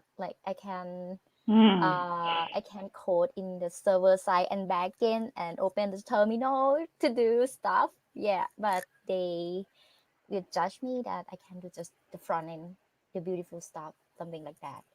Yeah. By the way, audience, ladies out there, it doesn't mean that if you only can learn coding when you're young, because I learned coding like way after. So it's it's not about age. It's about passion. If you're interested to do it, there's so much opportunities you can actually do it. You don't need to wait for or feel that I'm just too old for this. I cannot make it. Just try it out. Like what Fons talk about the final one. Try it out because that's how we learn. I remember when I did events, and of course, like what I told everyone else, I'm actually the worst programmer among everyone else. But I'm conducting it and organizing it. People ask me like, why do you do that? What do you get? But I'm learning. I'm watching and I'm learning because I don't need to I don't need to stand and at the front end to just give a talk because I'm learning right now. What's wrong with that? I mean, it's not a big issue that I actually learn that way, right? And I did make some little bit of advance and improvement. I mean, my family did not allow me to study computers actually. So my only certificate I have is MS-DOS 5.0. That's how powerful I am.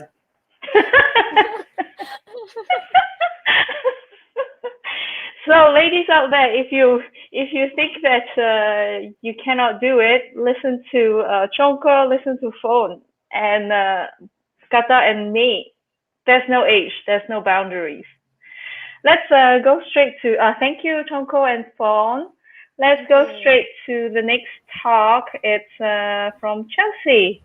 Chelsea is an American that's actually living in Thailand. Interesting. That's why she's here. Thank you. Talk to you later. Bye. Thank you.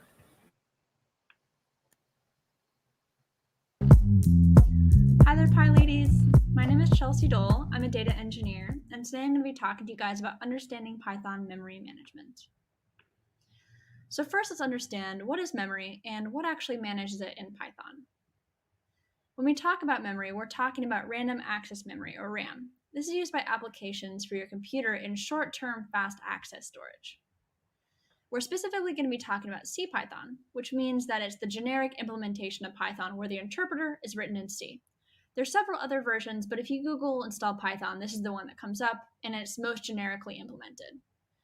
In the CPython implementation, the Python memory manager is the part of the code that handles allocation and deallocation of memory used for objects in your programs. What that means a little more specifically is that it handles creating a variable where the data goes when you use a data structure or put things in it, in a dictionary or a list, and also using a call stack frame. So in the scope of a single function, when you reference variables and use data structures, and then you return it, and they all go away.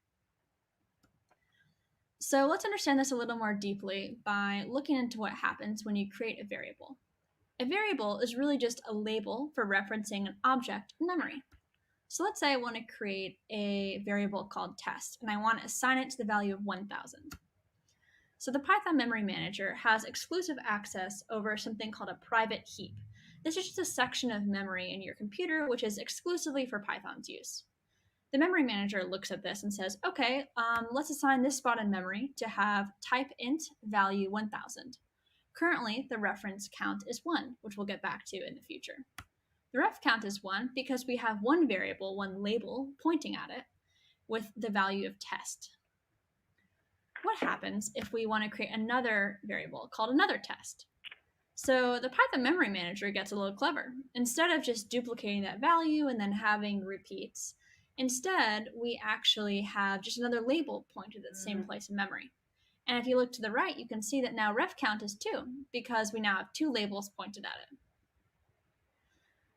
That ref count thing is really Python's way of tracking the number of labels that reference an object in memory, which you'll find out why that's important very soon. You can increase ref count by creating more variables with that value like we just went over. You can also use it when you put things in lists or dictionaries or really any data structure. You can decrease the ref count by using the del command. What the del command does is that it disconnects the word or the label that you use for your variable, in this case test, with the value. So the value still exists there in your private heap, but test just no longer points to it or anything at all. And you can also, of course, reassign the variable. If I reassign another test to be 2000 instead of 1000, then 1000 has one fewer things being pointed at, having pointed at it. So what happens if we decrement, and then suddenly ref count of 1000 in memory is now 0? The Python memory manager immediately deletes it from memory because if nothing's pointing at it, there's no use to keeping it around. That process is part of what Python's garbage collection system is.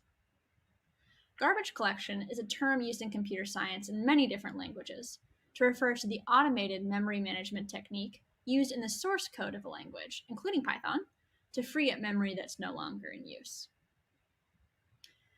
In languages like C, memory allocation is actually done manually by a developer. This is a pretty intensive process. If I wanted to create a variable called test with value 1000, I have to first set out some space for it, figure out how much it is, then I utilize that in my methods or my functions, and then when I'm done with it, I have to manually deallocate that space. there's no garbage collection, meaning there's nothing going on in the background. There's no C process that takes care of memory for you, even in the least bit. It's all manual. Python, on the other hand, uses dynamic memory allocation. In dynamic memory allocation, memory is never managed directly by the developer. It's instead allocated by the Python memory manager at runtime. This is garbage collection. It's when it happens in the background, because in Python, you never have to say, okay, I'm going to take this spot and I'm going to fill it with this variable, and then if it's too big, I'll put it there. It's all handled for you. Each of these systems have upsides and downsides. For C, the source code is faster and uses far less memory.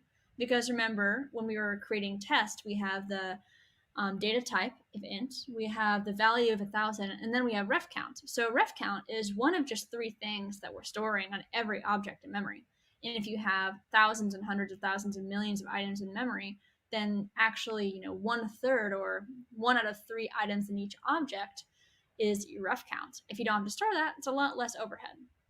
On the other hand, it's very bug prone for developers. If you've ever heard of like memory overflow or issues around that, then those often come from memory that isn't deallocated properly. For Python's side, the source code of Python and CPython is much more complex, and it uses more memory because of the issue I said before about 1 out of 3 items being ref count. However, it's much easier for developers. Developers don't really need to have any knowledge of memory at all, actually, because it's all just taken care of them for them. However, ref counting is not the only method that Python uses to take care of garbage collection. There are some legitimate situations where ref count might not delete items that should be deleted. Specifically, this can happen in circular references. So if I've got 2 items that have ref count of 1, but each of the references is pointed at each other. In that case, they're never going to be cleaned up by ref count because they have a positive ref count. But at the same time, there's no real way to access them. There's no utility for them. Things like this are covered by Python's secondary garbage collection method, which is a generational mark and sweep algorithm. What this means is that Python under the hood keeps track of all objects with ref count above 0 by age in 3 buckets. Each of these buckets, when it reaches a certain size, has an algorithm run on it called a mark and sweep algorithm. It runs on that generation, and if there are generations younger than it, it runs on them too. What happens is that first thing, it checks all the objects in the generation bucket, and it marks everything that's reachable or good. Then it deletes everything that's not marked, meaning it's unreachable, and maybe it had some ref count oddity that didn't allow it to be deleted. Finally, when it's done, it promotes all the surviving objects in that generation to the next older generation above it. Through this process of reference counting and also generational mark and sweep, Python takes pretty good care of all the memory-related concerns that you could want while using it. I think it's pretty interesting how the language's choice to manage memory is really a major functional and philosophical choice by the developers of that language. For example, if you compare C to Python, are you preferencing speed like C or ease of use for developers like Python? Are you preferencing clarity of source code like C also, or clarity of the actual language syntax that developers use every day? With Python, I personally think it's really interesting because Python chooses to maintain a complex and relatively slow memory management system internally. But they do this because it enables Python to be the simple, beautiful, and readable language that it is. Thank you guys so much for listening. I had a lot of fun making this, and I also learned a lot myself, and I hope that you did too. If you have any more questions, feel free to ask me at chelseadoll.com or just give me an email. Thank you.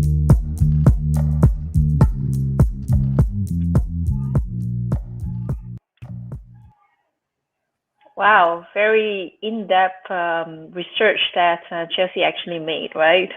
Right. Oh, wow. I would love to get Chelsea up here. Chelsea. Hello. Hi, Hello. สวัสดีค่ะ สวัสดีค่ะ So, I was wondering, how long do you actually take to prepare this talk? So funny story. I initially put together a lot of notes for this talk to apply to a conference about a year ago. and it was supposed to be a 40-minute talk, and it got accepted, but then the conference was canceled because of COVID. So I did most of the research on this probably about a year ago, and then I revisited it more recently. So a lot of time altogether, because a year ago I really didn't know much about Python memory management, and I really wanted to learn more, and that's what got me to do the talk research initially. And so I revisited it for a couple hours to make this, but I did a lot more work last year. Right. So you will say total, how much time do you put in this talk? This for PyLadies probably like 4 hours, maybe 5 hours, but a year ago probably a couple of days. Wow, because that was intense. Yeah, I hope it was not too intense. I hope it was helpful. No, maybe you can send us a private message on the link where you could actually share the slides, and we could actually put that on a banner. So the people who actually want to go back and read a bit, because I see a lot of information right there. Yeah, so I would love to have the link. Yeah, I'll do that. After we finish talking, I'll send that to you. Sure. I'm also happy. I have a lot of notes for myself, and there's a lot of really good articles and documentation about this that I learned a lot from. So I'm happy to share those as well. So one question, why in Thailand? Why am I in Thailand? Well, funny story. I mean, I work as a data engineer, and I had the opportunity to do some traveling and be supported by my company, and so they were able to support me coming to Thailand, which is great. That is amazing. When you have a company that actually support you for whatever reasons, where you want to go or what you want to do, you just grow. You can just you feel comfortable to be where you are. We'll maybe talk a little bit more about that later. Thank you, Chelsea, for us. Let's go ahead for the next talk, and we'll talk to you later a little bit more with the talk. Thor, is that her name? How's this? Thor, yeah, her talk. Yep. Okay. See you guys later. Assalamu alaikum. Peace be upon you.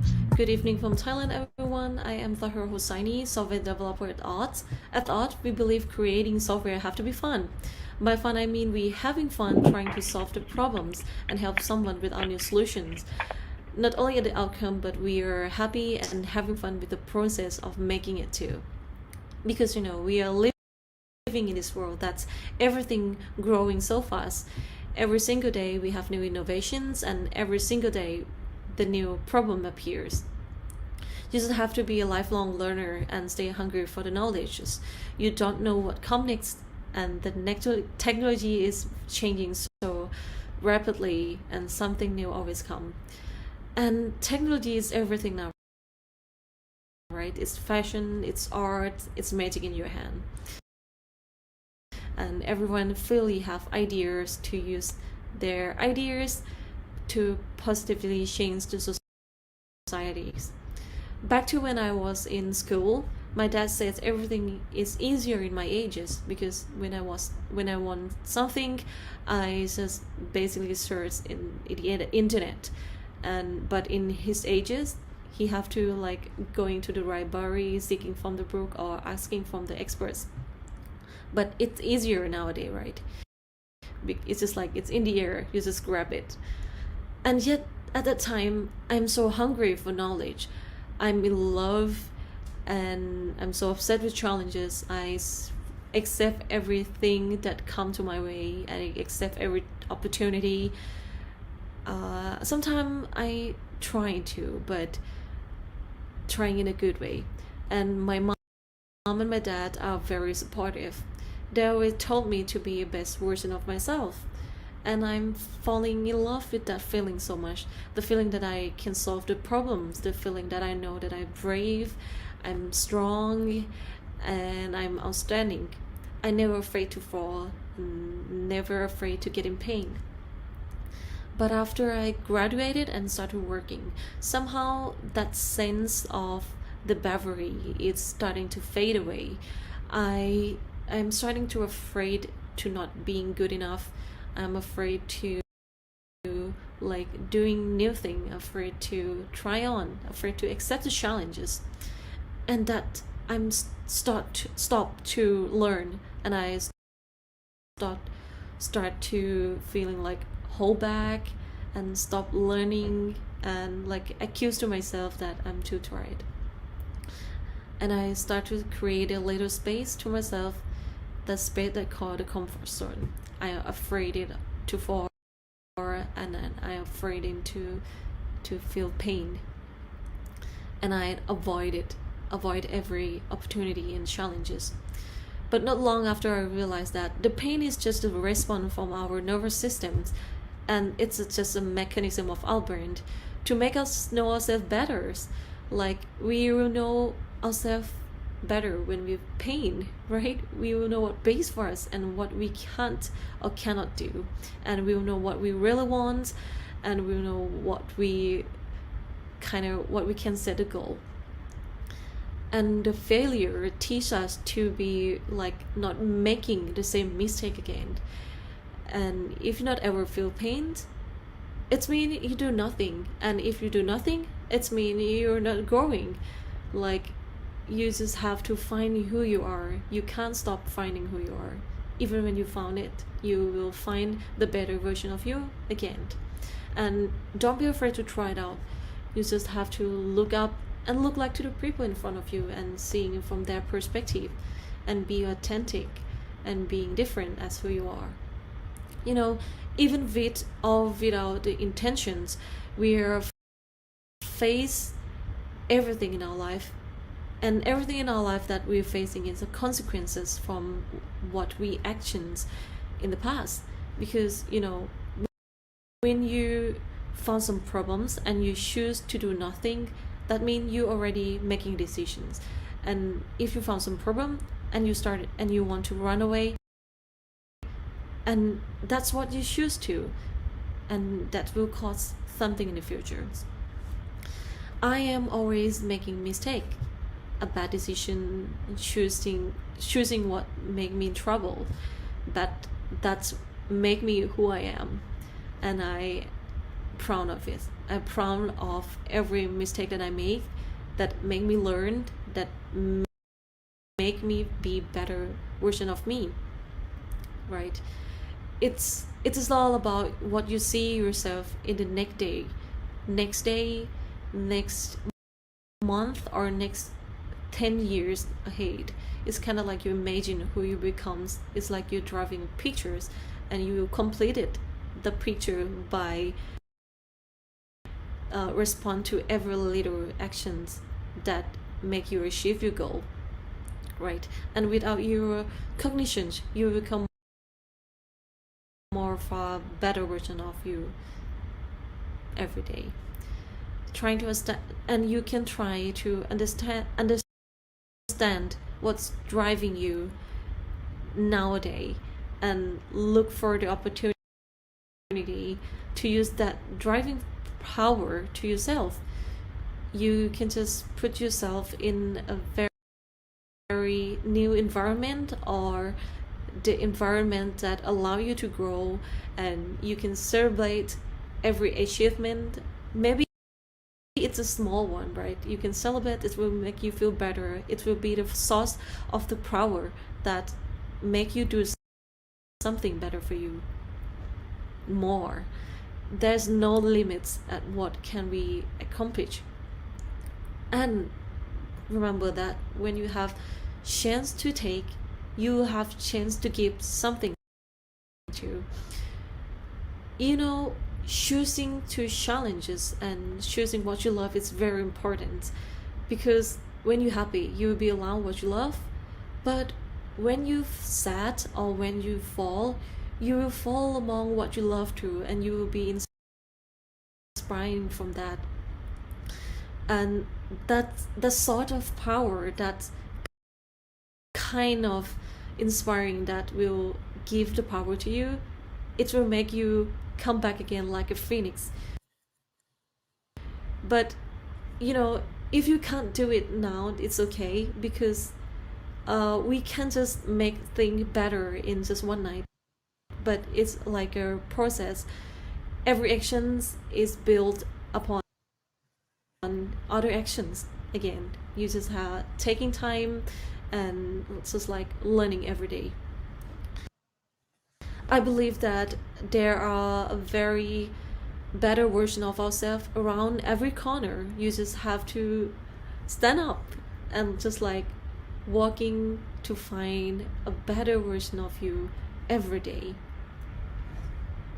Don't be afraid and go out.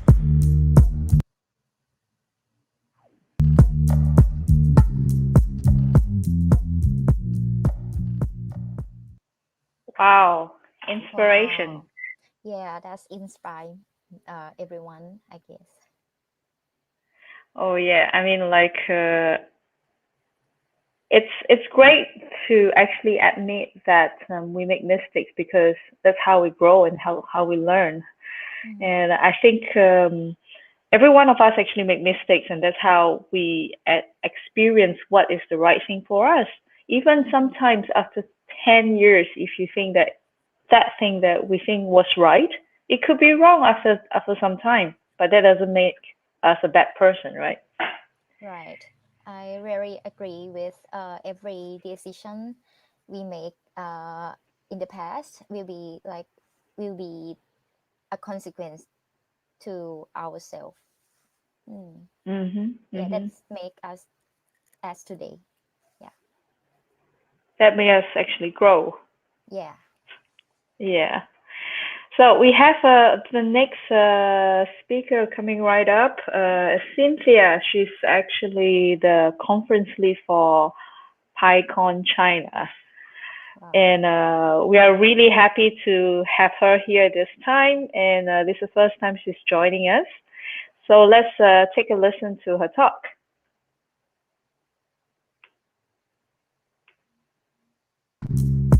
Hello everyone, I'm Cynthia. I'm the organizer of PyCon China and PyLadies China. I work for Microsoft React team in China also. And thanks so much for George to invite me to have a topic on this event. I want to share with you about how to achieve more by contributing to the Python community. First, please let me introduce the Python China user group and the PY China Python China user group founded in 2014. We are the non-perfect community and was established by the Chinese Pythonistas. And we want to promote the communication between Python developers in China and abroad. Actually, the most important things that we do every year is to host the PyCon China in different cities like Beijing, Shanghai, Shenzhen, Chengdu, Hangzhou, and other cities. And many other events also held across this year, such as Python Meetup. We host a Python Meetup every month. And also PyLadies, which are last year, and PY Child or some other interesting events. And we hope to host all of the events that every Pythonista could communicate with each other anytime, anywhere in China. Actually, the first time I meet PyCon China and PY China is in the 2015, and I was as a volunteer to take photos in this event. And in 2016, and I began to the event leader because I found it's so interesting to work with all of them to host and contribute in the community, host some events. And so I keep contribute like this. And because of the organize the events, and I have the opportunity to travel outside Shanghai, like Beijing, Shenzhen, and Hangzhou, to meet different Pythonistas in different cities, and they also have a lot of different interesting stories about how to develop use Python. In 2017, because some reasons we just host Shanghai and Hangzhou, and also this is give us a chance to think about what's the future of the PyCon China, and also what's the future of PY China. In 2018, I began in charge of PyCon China and began the organizers.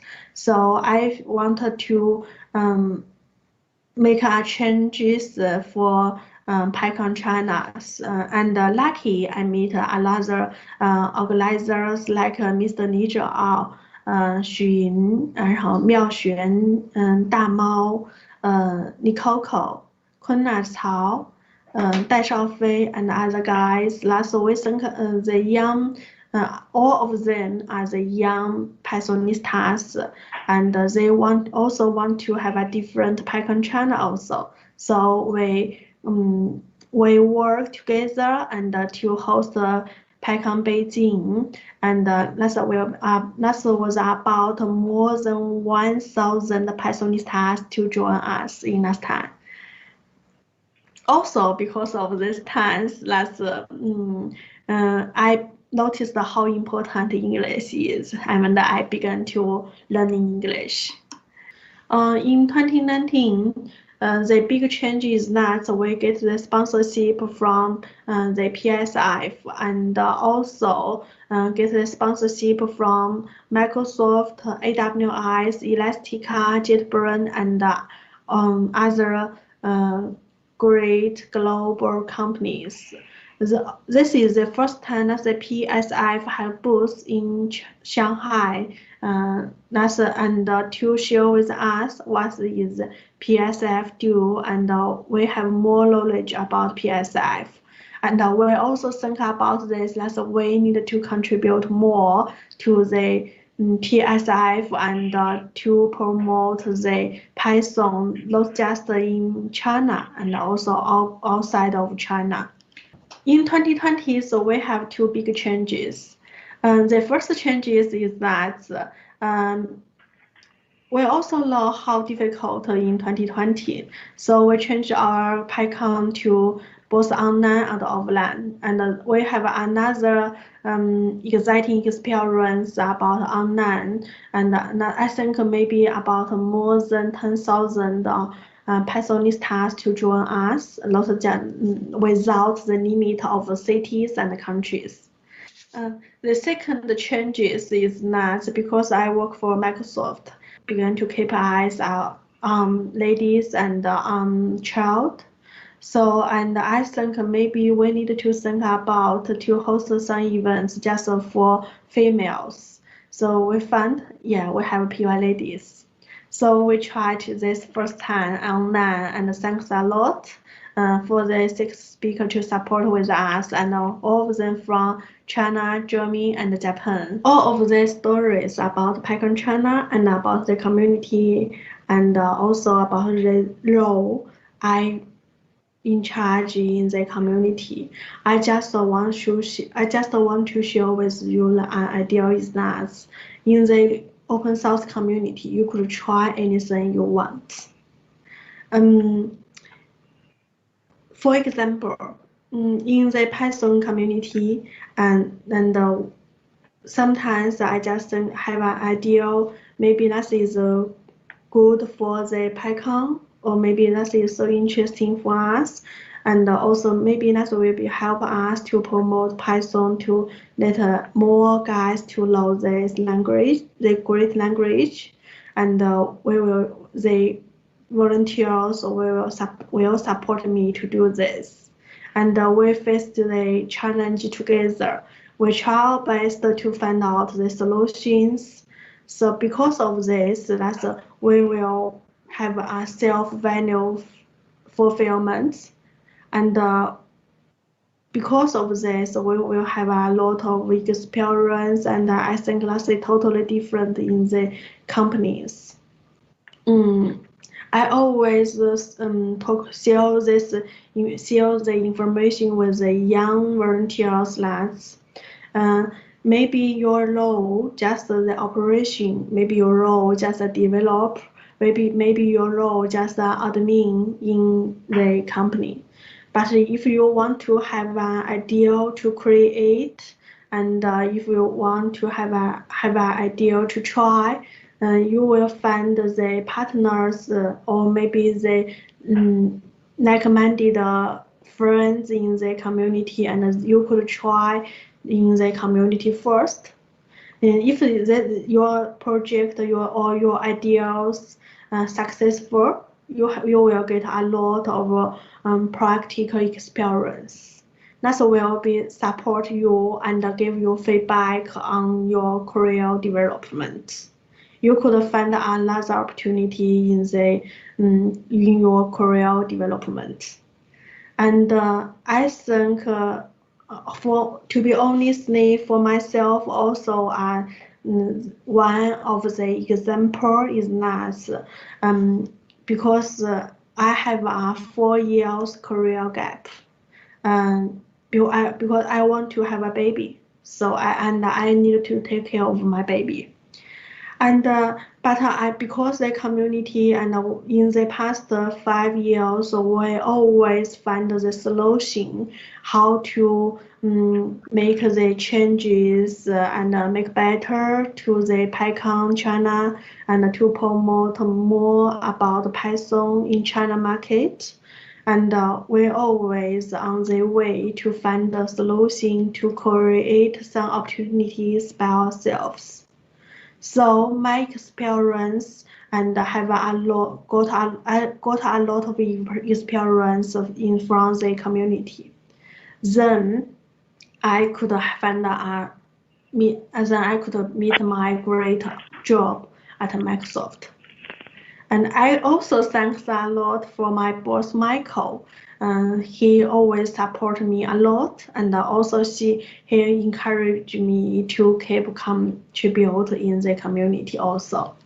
Finally, at the end, I want to share with you that welcome to China. If you have some story about Python development, or maybe if you have some open source project or some interesting things to want to share with us, please connect with us, and we also have strong interesting to share with you about what's happening in China and in China market. And maybe some guys will say that you just speak English and you not speak Chinese. It's so difficult for you to communicate with China Pythonistas directors. But I have other point is that because of the development of AI technologies, and the language is not barriers for us, and more tools could support the translation work. So welcome to join Python developer relevant events in China. And if you want to learn more about what happened in China and in China market, and in China developers, Pythonistas, anything else you think you have still interesting, please email with me, and we could keep in touch. Thank you so much. 谢谢大家。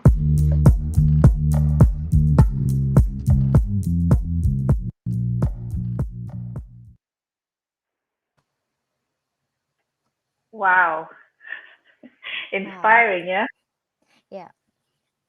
Every talk today has Every talk inspired. today is so inspiring, but like Cynthia, it's like so big, the conference that she organized. Like, I mean, Whoa. Let's get Cynthia up to discuss a little bit and ask her a little bit about how she managed this. Hi, Cynthia.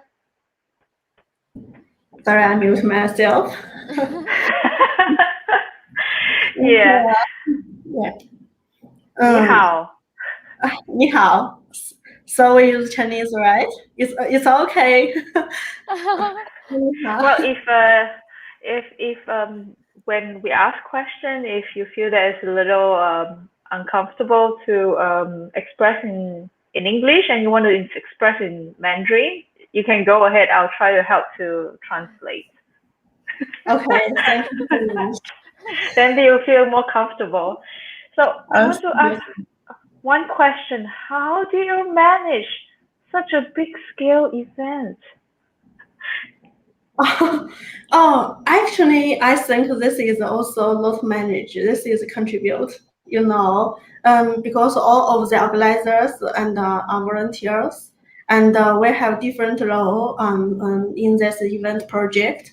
So I think actually they all have high potential or may have high motivation to contribute to the PyCon or the events and also community.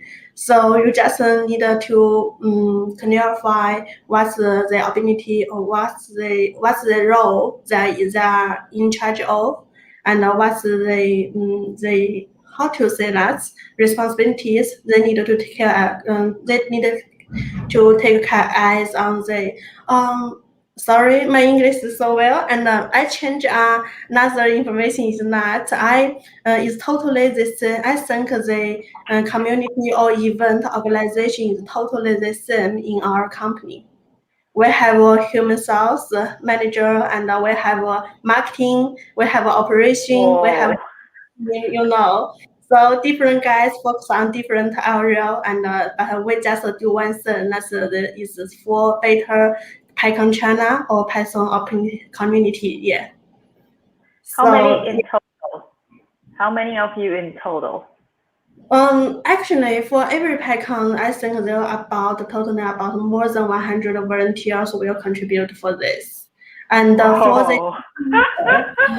about more than 20, team leader will be more than 20. So we just maybe work closely with the team leader, and the team leader will lead their team, the volunteers to do the detailed things. Yeah.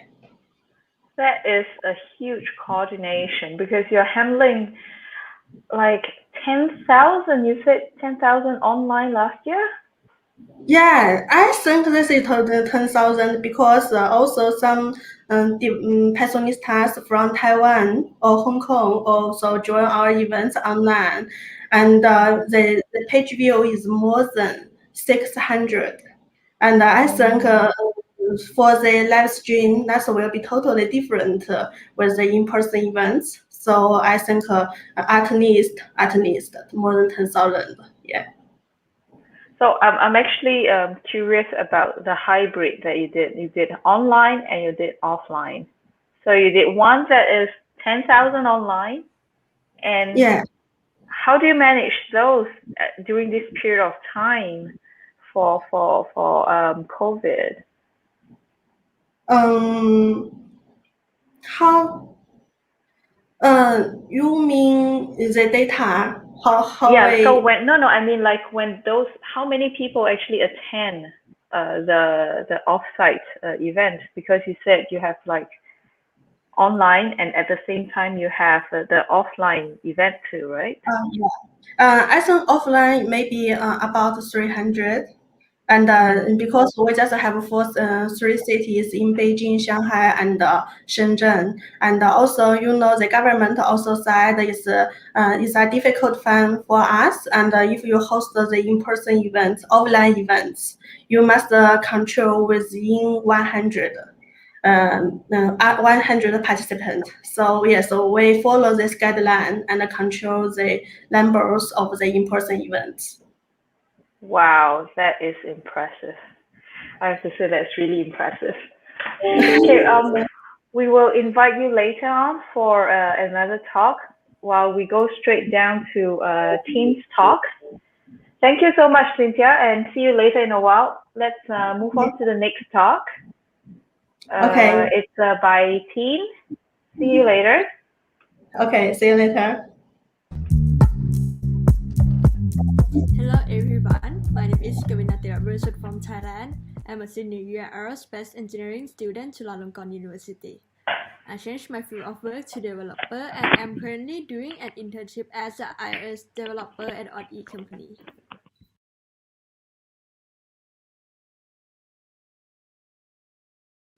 So today I will talk about how to make a career switch to a developer. So come to the first question, why you would like to be a programmer? For me, in my life in university, actually I'm interested in working in other areas rather than the field that I have studied. Therefore, I spend my time on internship to find myself what I like and what I would like to do. And anyway, I have the opportunity to work as an internship in the venture builder team to develop a new product in tech startup. I have participated in the project and run the business since ideation until it launched. So I can to reflect myself and see what kind of work that I like. So I would like to suggest everyone who would like to shift your work to programmer. At first, you may not specific in job position, but you can consider what kind of work you like to do and what you don't like to do, and then bring fit in with the right job position. For my part, I got the answer that I would like to be a programmer because I am interested in tech startup company and I want to be involved in developing a new product, developing a new good feature to meet the customer need. Moreover, in detail of coding, I'm enjoy to solve the problem. It's like a challenging in gamification. So lastly, I'm interested in new technology and curious about the new things that will affect our daily life. How technology works will be in the future. It make me feel enthusiasm and enjoy the work in this section.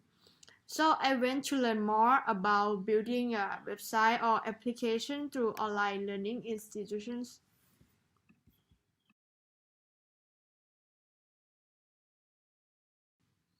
Is it difficult to change your field of work and how long does it take? My major in engineering, which is the aerospace engineering, doesn't relate to the programming. So I spent my time for around 6 months during I study in the senior year in university to learn online course and take an internship program. So I start learning the algorithm and logic in the programming using Python and then learning JavaScript to develop website using React and Node.js framework, which most popular in nowadays. And it's a basic step of the junior programmer or developer.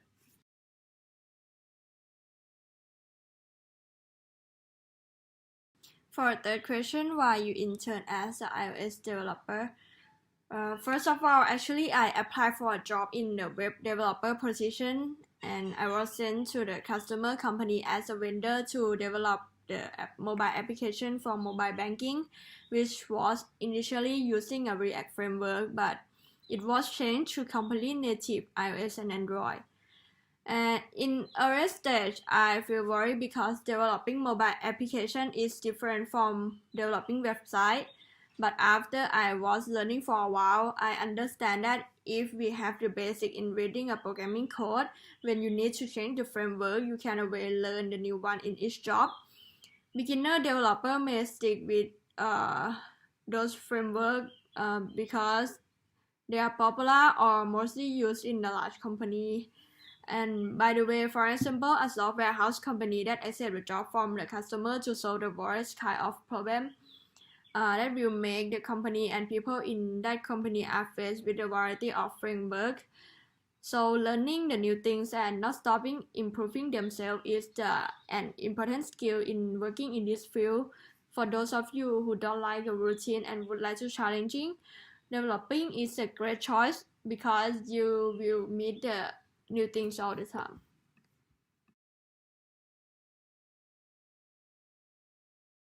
For the first question, pros and cons of being developer. In addition to being challenging, what are the cons of being a developer? We need to consider this point first before deciding to change your field of work. In terms of pros, it is a high-paid career and high demand in the digital transformation era. Every business wants to change to keep up with technology and also earn additional income as well.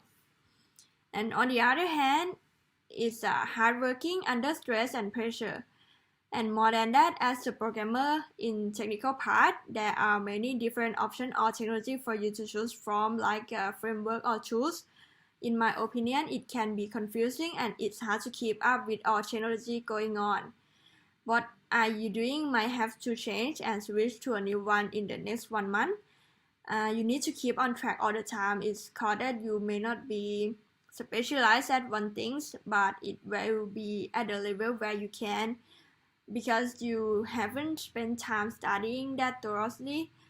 There are new things that need to be studied. By the way, it's always challenging yourself in learning the new things.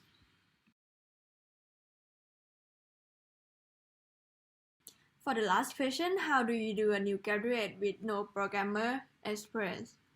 Everyone might conceive that in applying for a job, you must graduate from computer science. By the way, it depends on the company as well. Some company may be specific that if they do not graduate from computer science, they will not accept. But nowadays, there are many companies that provide the opportunities for other faculty or other field can apply for a job in this field. And how to outstanding and being different. In other field of work, you may be able to view the capabilities through the resume, but if you are applying for a developer job, you will need to include the framework, language programming, or internship experience in this area. You might test your logical skill through an algorithm question that you can practice through the lead code or code war. And in addition, maybe you can create a project on the GitHub and show your talent. Every career in the world is very difficult of itself. There is no easy career, but if anyone interested or ready to devote their time to studying it, I believe everyone can do it. Another important thing is the discipline. Concentrate and focus on the goal. Discipline will allow what you are aiming for. Thank you.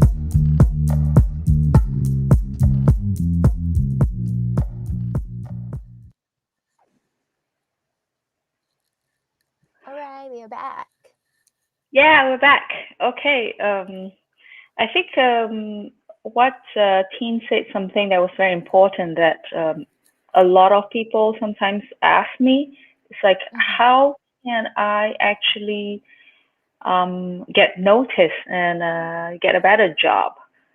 So actually, one of the best way is to contribute more.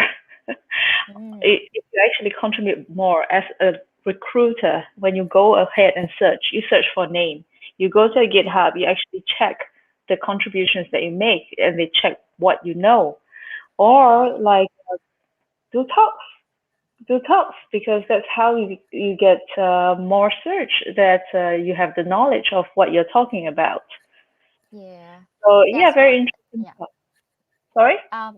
That's what my ex company does. So everyone, if someone apply for a job for a developer, we will search on the internet first and read all the blogs they wrote.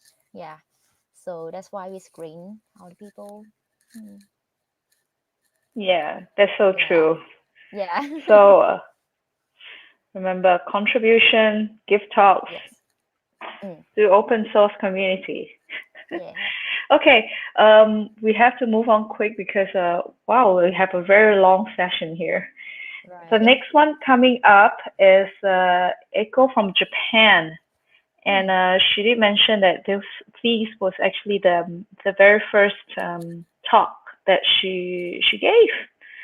But it was Wow. very inspiring and wow, I really felt it when she was talking about it. So let's take a listen to it. Okay. Hi everyone. This is Aiko from Zoxo Inc. in Japan. Thank you for this opportunity to let me give a talk. Actually, this is my first talk. I'm a bit nervous, but I'll try my best to speak clearly and slowly. Please let me introduce myself and where I work. I have been working at Zoxo Inc. as mainly a customer happiness role for 7 years. We provide a telephony platform and our main customers are in Japan.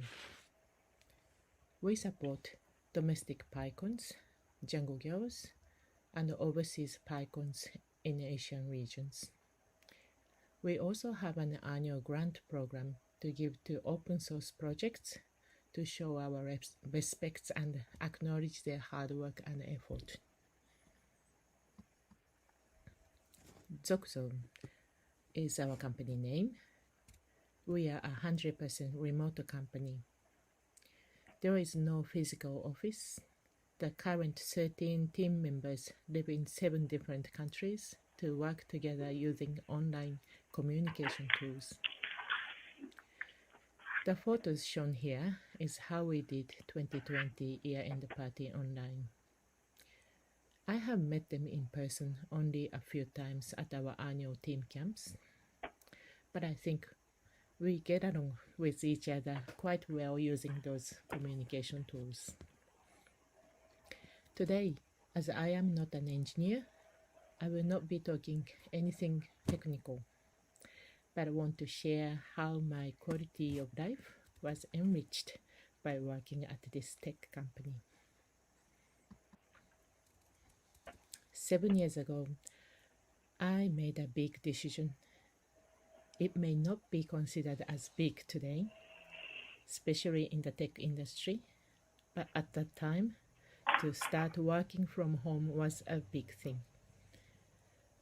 I was a mother of 2 children. The younger one was only 2 years old. I could go out to work, but I chose to work from home to stay close to my children. I had no idea of this to be successful, but lived in. I just wanted to try the way I believe to live happily. But then I had to face the people's eyes around me. Remote work was not so common 7 years ago. People thought a work from home type of job would not pay enough to support a family. There were, and actually there still is, existing the prejudice that is a female sole parent should not live with enough income. They should go out to work for part-time and get less to support their families in pain. So I often was asked and needed to explain what I do to suspicious neighbors, why I live happily.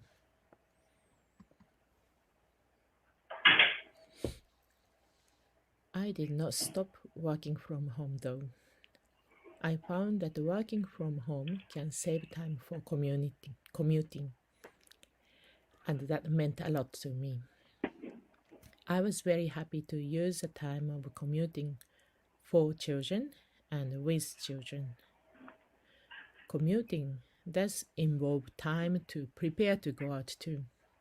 Considering that, the time I could save was actually quite a large amount. Now, 7 years has passed since I decided to work from home. I met a few monsters and hurdles to overcome. I struggled with them and learned how to shape myself to fit.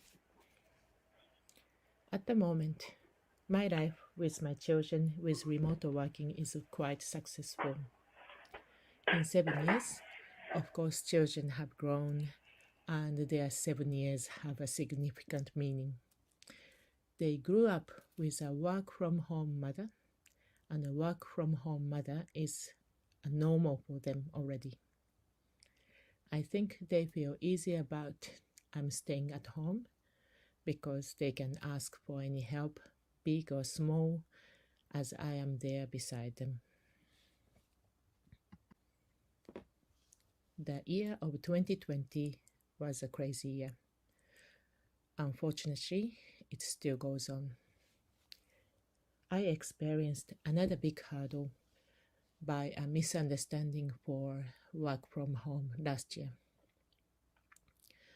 There were programs to care for the children of working parents during the school closure, but the city council did not let me use it because I was working from home.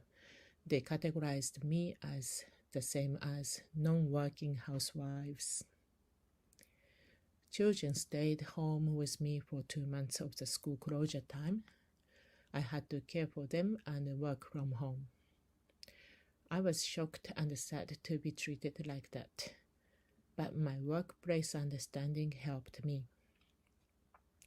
I knew my productivity was dropped heavily, but could do nothing else other than just tried as best as I could. Although I felt I was excluded from where I lived, I was comfortable to stay working at ZOXO. They included me, even though I wasn't in the same condition as before the pandemic. When the schools reopened, I finally got back to normal, and at the same time, I found a change. Remote working has become a new standard under pandemic. Since then, I felt much easier to let people know what my work is and how I work. The tiny virus has made this planet an enormous-sized crisis, but it also influenced this work style change a lot and quickly. The spreading speed could be as fast as the infection spread itself. Now let me go back to the beginning. For 7 years of work from home life, I felt quality in my life.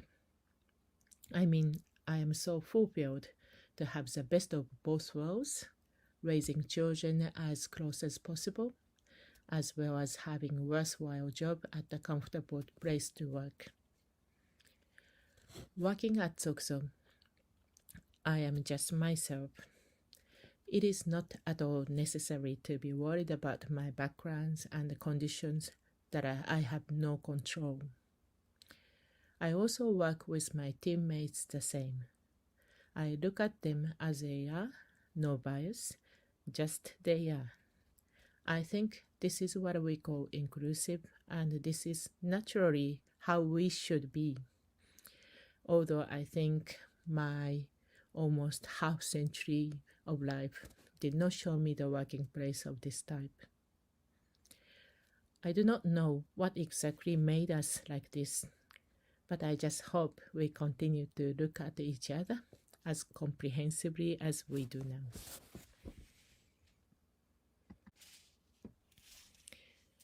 I understand that there are many women who are in pain, difficulties, discomfort, frustration by unawareness and exclusion, even though they challenge them. But here, on International Women's Day, I want to report that here is a woman who made a small challenge to start working from home, and luckily, she found her happy life with quality of life. The important key for this was inclusiveness. This is all my talk today. Thanks so much for giving me this opportunity again, and thanks for listening.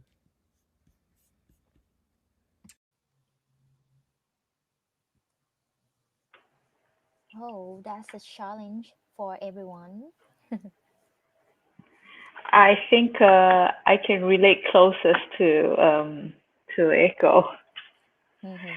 because all the things that she said, I've actually been through, Oh. and it's really hard, especially when you are a woman and you stop working, just like Cynthia. But she was lucky because she had actually support from her company and the community.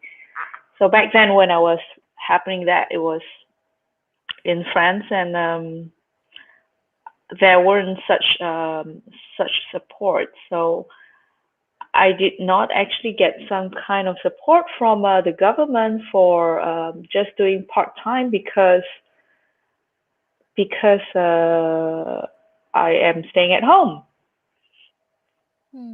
So between taking care of your children and to actually go ahead and work at the same time,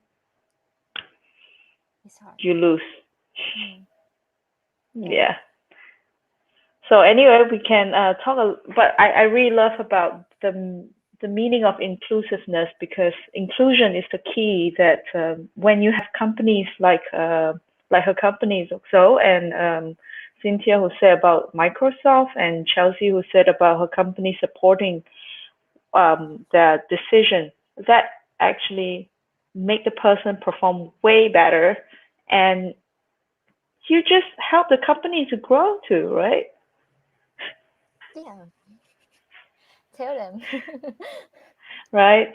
So anyway, let's go ahead and look at the last talk before we have a panel discussion by Annie from Microsoft. Hang on, and we are going. Hi, I'm Annie Matthew, and I'm looking forward to spending the next few minutes talking about responsible AI and the crucial role women play in advancing the AI industry. Traditionally, the term artificial intelligence has been associated with tasks that have been associated with humans, which are now being successfully accomplished by machines. Reporting analytics have long been there with organizations, and in the last decade it has advanced a lot, and yet it is not called AI. Artificial intelligence has come a long way, and today it's one of the most powerful tools. And Brad Smith, our Chief Legal Officer, says it well: the more powerful the tool, the greater the benefit or damage it can cause. This innovation is not going to slow down, and the work to manage it needs to speed up. That's the reason responsible AI is so critical today. Now, why is AI at this stage? Why not other technologies? Well, the advancements in AI are different because of two things. One is the pace at which the innovation is happening. Compute is increasing. Storage is increasing. Algorithm maturity, so many different kinds of models are out there for data scientists to use. That's coming out at a very fierce pace.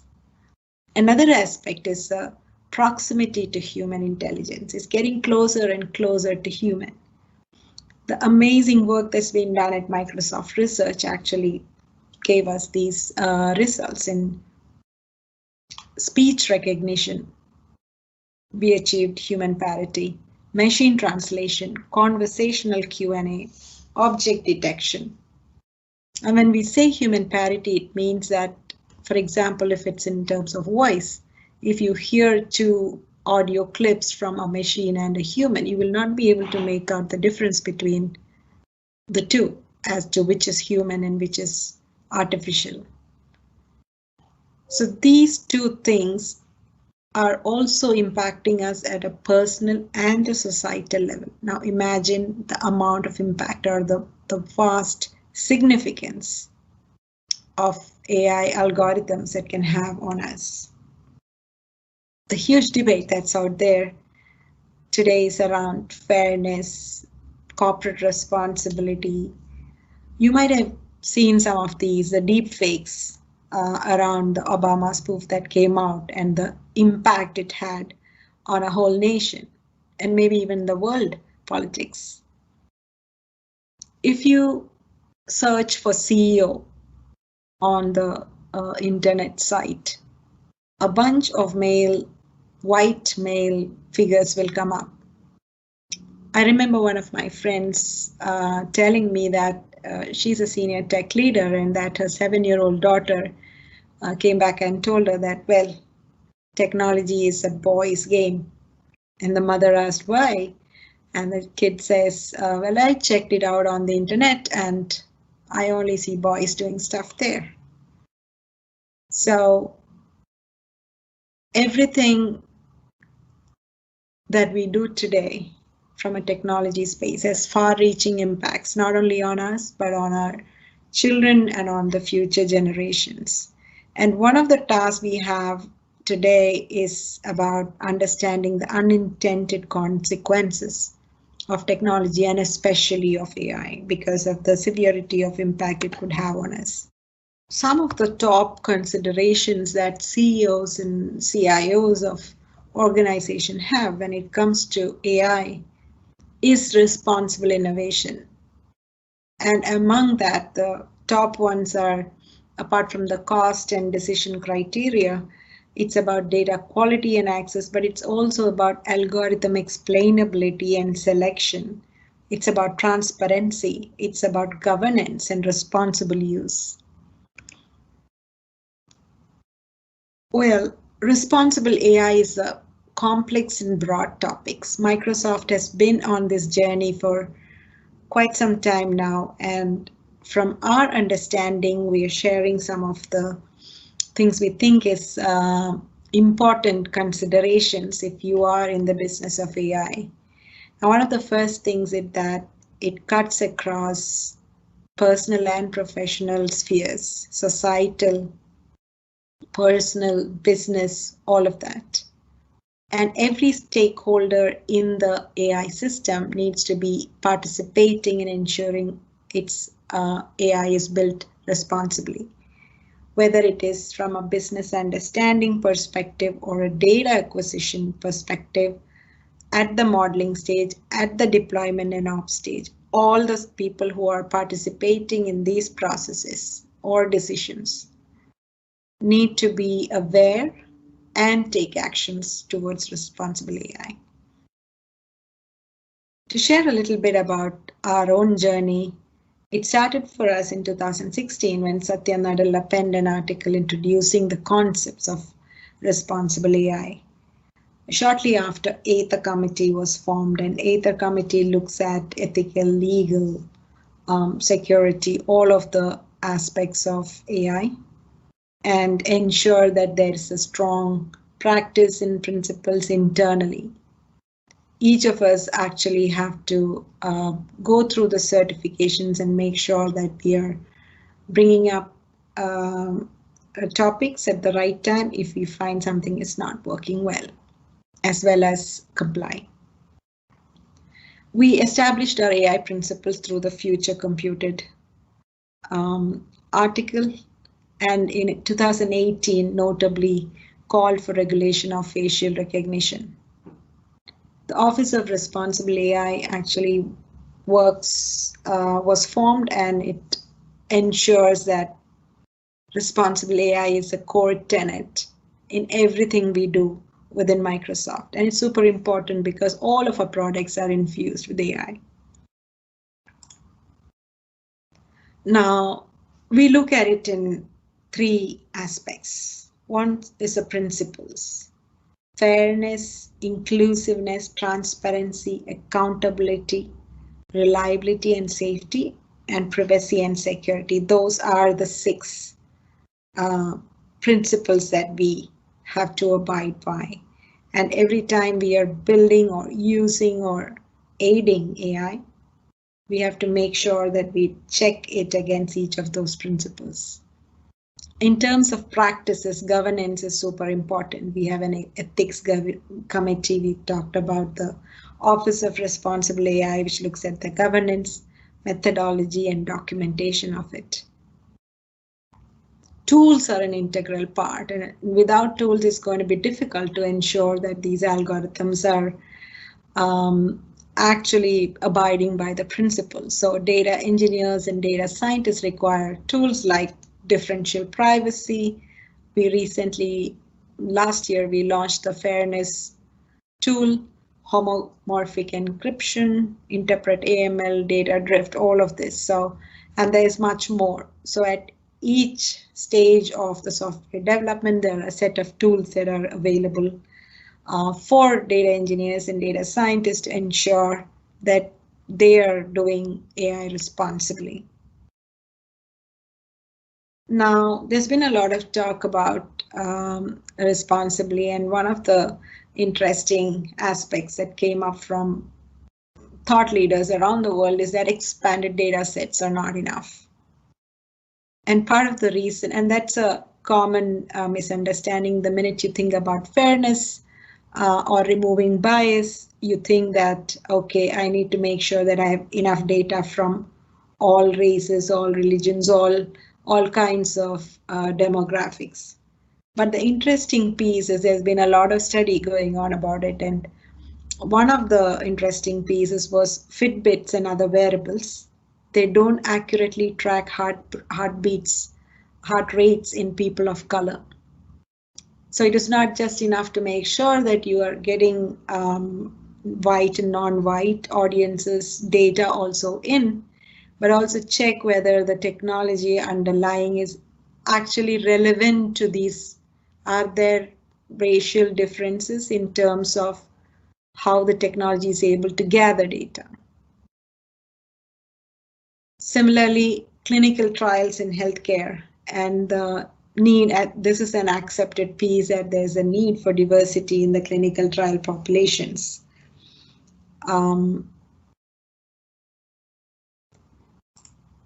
Another part of this is that it's a very interesting study that was done by Harvard Medical School, and there has also been further studies on this, that doctors take women's pain less seriously. So, and that results in disparities in experience and treatment. This just goes to show that human biases which are there, that if a woman comes to you with pain, you might attribute it first to, is it a psychosomatic issue? Maybe you have a psychological problem, and then get to the accepting that there is pain, and then get to medication. Whereas men come to the doctor with a pain issue, they're immediately given medication. They're taken at their word. So if these biases exist and you're having algorithms which are replicating this, then imagine the scale at which that bias is going to be deployed. Similar thing on healthcare access. And probably right now, in the case of COVID vaccine distribution, this is another huge issue as to when you triage patients for who gets these medicines first. Algorithms need to be, or people who are creating those algorithms need to be aware of the biases existing and make sure they're overcoming that. So as you can see, that there are so many areas in which AI could go wrong, as much as so many areas where AI is so powerful. And so now is the time that women participate very strongly in this. And as we said, if you're not part of the studies, if you're not part of the policy making, if you're not part of the creation of AI, it's very possible that the algorithms are not going to be representative of the population. And trust is fundamental to the whole AI becoming mature enough and becoming industry standards. And for trust to be there, it has to be believable and explainable. And hence, it's very important for women as much as Asians to participate in it. So there have been a lot of studies that are recently coming up, or articles that are coming up around why women are key to ensuring that AI scales. So that brings us to the technology part of it, it's important that women participate at the policy level, at the coding level, or even at the user level.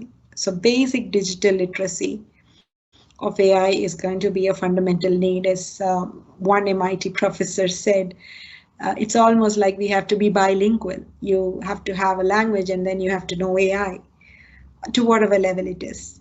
So from Microsoft, we encourage you to take it a step at a time. AI is there for everyone. So if you are a developer, you have got these domain-specific pre-trained models on whatever data science tool that you're using and whatever framework that you're using, you can still build on Azure Machine Learning, AutoML, and so on. Now, if you're not a hardcore developer or a data engineer or data scientist, you can still augment your applications with AI, and that is using the low-code, no-code framework. So Power BI is our dashboard. Power Apps is your low-code GUI based platform where you can build applications very quickly and add AI on top of it using Power Automate. And of course, there's Microsoft Flow, which gives you the automation as well.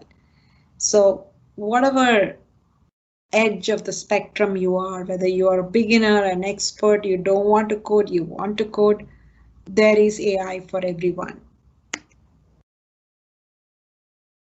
Right now, we are sponsoring a Women in AI program. So scan this QR code and see if you have a workshop near you.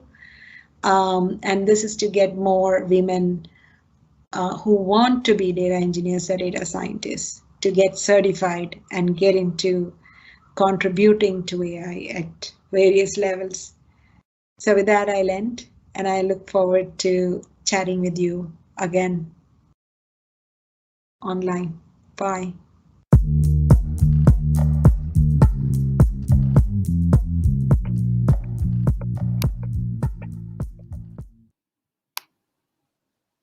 All right. All right. Can you hear me? Yes. Because my headphones just ran out of battery. Oh. Yeah, so I'm using the microphone here. Mm-hmm. Wow, it's a very, very interesting talk about the importance of women in AI. Love the topic. So much information in that. Again, let's bring Annie up. Annie, are you there? Okay. Hi, Georgie. Thank you so much for hanging around, because it's like 11 p.m. for you already. Also for Cynthia and the others. I'm a night owl, so no problem. I mean, wow, I love the last section where you're talking about the importance of ensuring that women is actually part of this technology and part of building this technology, because that was like, it makes sense. It makes total sense. Right. I mean, it was like the previously you were talking about you just suddenly decided to change the topic to relate women. So what made you actually took the decision to change your topic?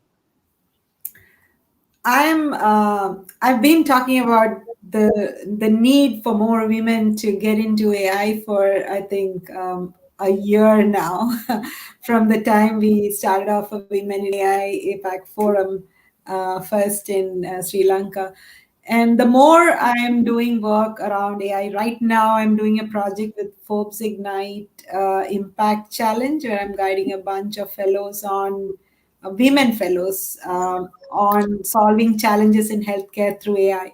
And the more I'm doing this kind of work, I'm realizing that there are so many problems which are unique to women. One part is the representation in the general problem. The other part is problems that are unique to women. And those can get solved only by women. So it's such a no-brainer that women need to be a part of this. So the more you think about it, it's like we just need to get everybody along. And maybe many people are hesitant just hearing the word AI and they associate it with some rocket science. but it isn't really. And there are all levels. If you want to go into the rocket science level, you can. But there's the real opportunity lies in the long tail. A lot of women participating with sufficient knowledge, not the really deep expertise. I think, yeah, I agree totally with you that people has the misconception that AI will be really difficult to get through, and it's like how many years of studies you need to go through before you can actually attain that level. Because it's like, oh, artificial, that means it's going to be hard. And you relate artificial and intelligence is like, boom. They were like, no, it's true. It's like people just think it's not. How am I going to relate that with human? You know. Right. So, I'm glad that you actually bring this topic up. So before we wrap up, let's bring Cynthia, Chelsea, and Ivy up and do a little discussion, because I am beginning to like this. Hang on, why am I so big?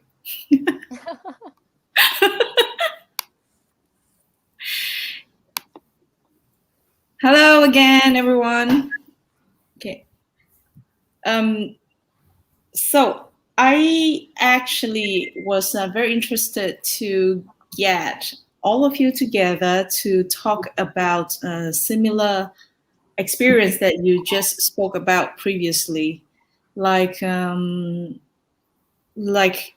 think many of you said that we are not afraid to make mistakes. And also even Kata, when you say that when you go to an event or you go somewhere, you're afraid to actually say the wrong things.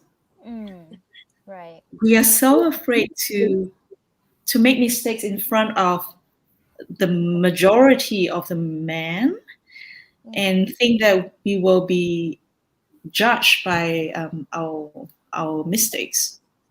So what do you think? Anyone want to start first? How about Annie? Right. So you're putting me on the spot. Yeah.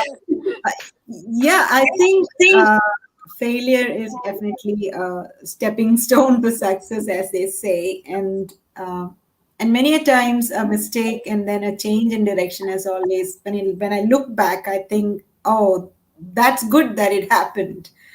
Though at the moment when you are in the midst of failure, it's a scrummy feeling, right? You don't like it, and you don't want to get into that again. But if you keep looking back at where all we made mistakes and then it worked out well, I can remember jobs I didn't get, and I was supremely disappointed at that time. And then 6 months later, I'm like, oh my God, thank God I didn't get that. So now I got this.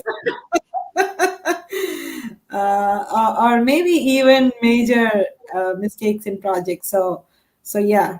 So I think cerebrally we understand that, but it's hard every time that you go through it. The more number of times you go through it, it gets better. How about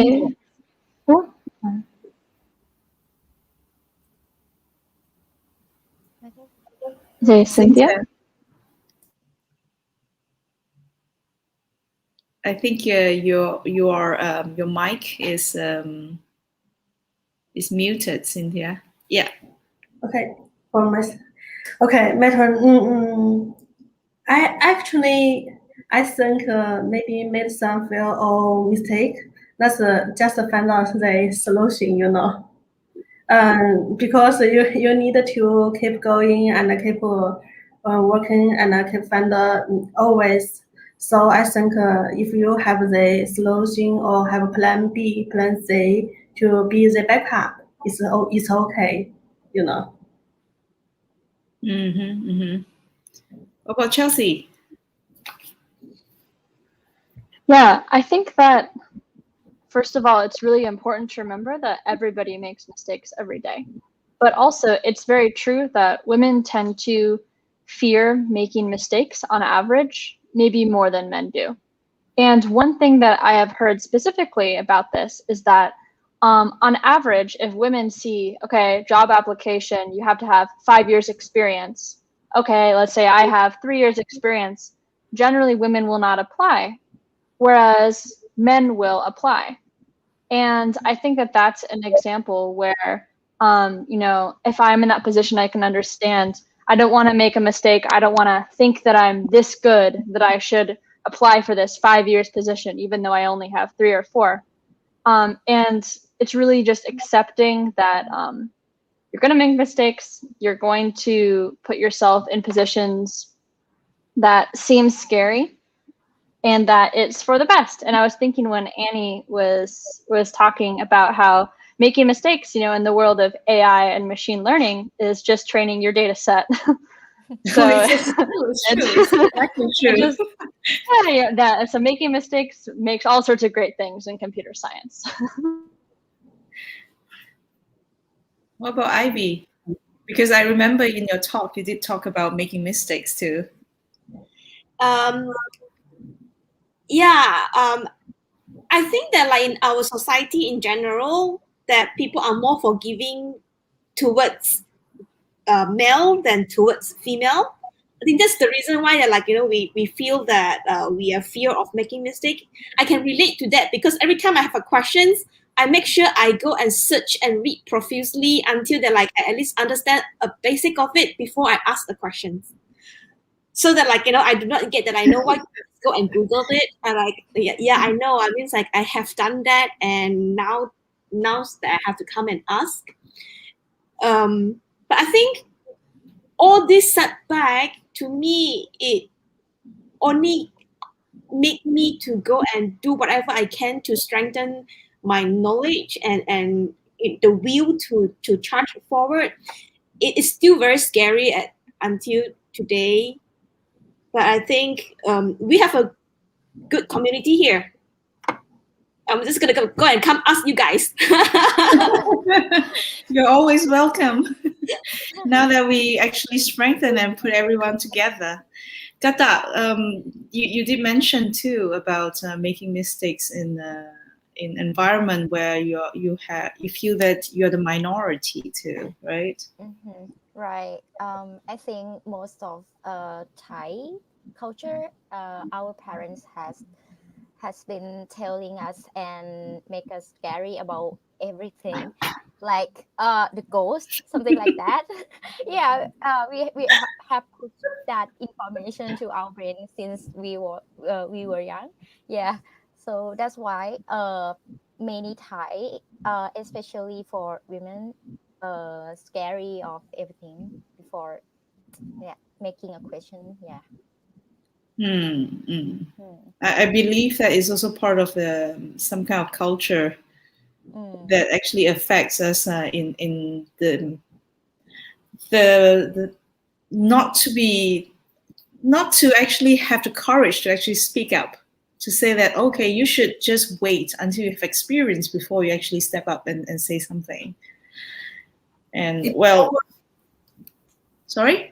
It's not just Thailand, it's an Asian culture, I think. Yeah, I think it's an Asian thing. Yeah.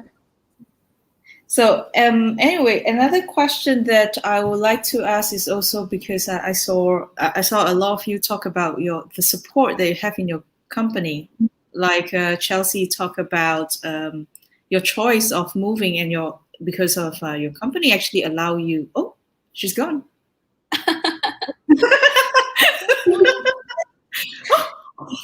I'm like the emoji. Poof. Oh, she's back. Okay, let's wait for Chelsea to come back. Okay, she's back. Bad timing. Internet cut out. I was about to do the emoji. That's funny. Can you repeat the last part? Yeah.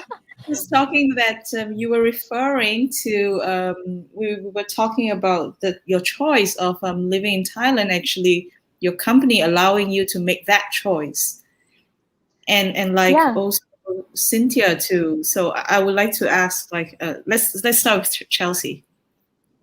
Yeah, remote culture in the software world, I think, has been a very important part of being inclusive, because what I think that as people start to realize that development talent is global, and that certain people, due to family situation, immigration situation, just desire to move elsewhere, are going to have their doors opened by having a remote work culture, that is going to move things forward. And I'm lucky that like remote forward work culture is what my work does.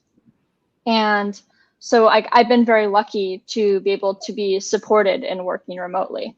And I know that during COVID, of course, it's been a very hard time for a lot of people in the world. Many Thai industries, many U.S. industries, but one silver lining that I think is coming from it is the acceptance of working from home as an option. I know lots of people who would be much happier in the office for sure, but I feel very happy to have made that decision. Mm-hmm. How about Cynthia? Because you did mention like when you had a decision to have a baby, and you had 4-year gap, career gap. You did mention that the community support you and Microsoft actually support you too. So I think that's a very interesting topic too. Yeah, thank you. And I think because Microsoft love developer, I think and you maybe know this. And actually, I think Microsoft have a mission that's empower everyone to be the better, best, and something mission like this. And in China market, we also have 2 words in recent years, is that open source, community, and totally just focus on develop. I think for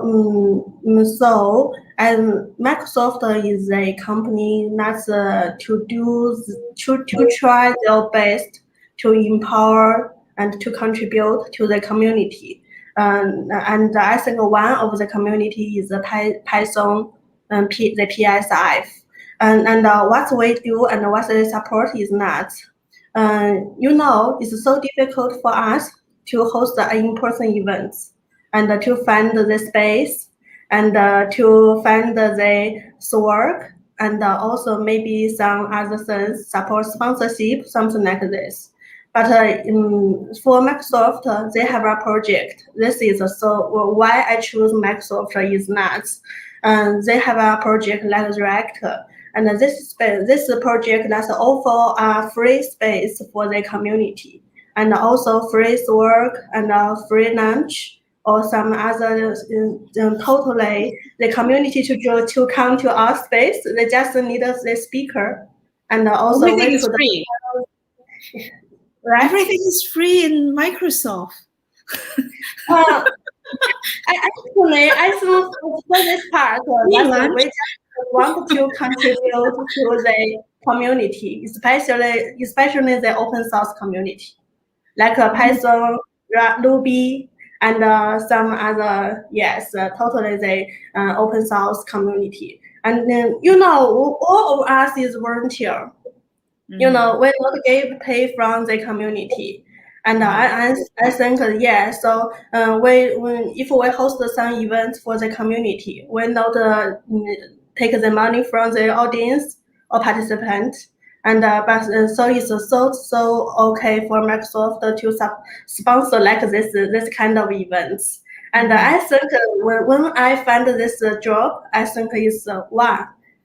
Because in the community, every time we want to host a Python meetup, it's so difficult for us to find our spaces for free. And it's so difficult if some speaker travel, and that's why we can't sponsor them, and we need to pay by ourselves. So yes, and actually, yes, I think this is why. So Microsoft is so great. A great company, and so actually this is the first time now I know that we also have AI involvement in this project. I think maybe Thanks to Annie. Yeah, I will learn more from Annie. Is that maybe we also could do this in China market also. Yes. So I By think the way, for everyone who's actually watching right now, we are not sponsored by Microsoft. It's just by chance that both of them work in Microsoft. Okay. Yeah, and stop here. That we are not sponsored by Microsoft. This is International Women's Day that is set up by PyLadies. Yeah, I totally love this. What you think about this, and I also think why this is lots of marketing work and PR work. But also, I just want to we have some other resources for choice if everyone need, and this is also why I want to contribute to community, and also is why I want to stand out to say Microsoft is a great company. You know, I think everyone know in communities so difficult and not so good for us to talk about what company you are coming and what company is this is for marketing work, not for ecosystem, not for develop. Yeah. Cool. So how about Ivy? When you talk about like environment, have you been to an environment that actually support what you actually do? I've never asked her where you're working right now. I work in a blockchain company now. The company is distributed now, so we do not have an office, so everybody work from home. It started for me. It started like sometimes in 2019. So we are kind of like ready by the MCO, which is the movement control order in Malaysia by the COVID hit. So we kind of like ready for it because like we are not working in the office anymore. So basically, I'm liking the way I work now because it's like I don't have to spend time to travel because I base in KL and the traffic can be quite crazy. So I travel to my office for about like 15 minutes if no traffic, but with traffic it can come out to be like an hour. I think in Bangkok is kind of like the same nightmare. Yeah, So, that's true. It's like, I think Sorry? it's the good decisions to just work from home for, especially for in our industry, that sometimes we need that kind of like me time to really like get into like almost like a trance situations to get to what you work and concentrate. So yeah, I do think that is a good situation. Annie, how about you? Do you have like the kind of like your family situation that your company totally understood and just be flexible enough to allow you to your family life to continue in however you want it to be? Yeah, in fact, I've been working from home for 15 years, maybe, or so. Wow. So before Microsoft, I was working with BlackBerry, and I was hired for Mumbai. I was in Hyderabad. These are two cities in India, one on the west coast and one on the east coast. And so I got the job, and then I said, no, but I don't want to move from Hyderabad. And they said, okay, stay where you are. We'll set up your office. And that was my first experience with work from home. I totally loved it. I had to travel, so I loved staying home. I was home when daughters were coming home from school, and it was like the best of both the worlds. And then when I joined Microsoft, I had to go sit in the office initially, and I found it very difficult. 2 years. And so when COVID hit, I was one of the happiest people. We are all back at home. And I was loving it. I don't think I ever want to go to, 5 days a week sitting in office at all. So Microsoft is super supportive. Yeah. So we have the choice to decide whether to sit in the office, at home. Most of the people are working from home. So yeah, I think and that'll continue. I think the importance of a company supporting us is actually one of the main reasons how we can actually grow. Yeah. And I feel think for women, it's super important, right? At different Mm. phases in our lives, when the kids are very small, or when the kids are in the teenage, or when they're getting married, and I've been through all these phases.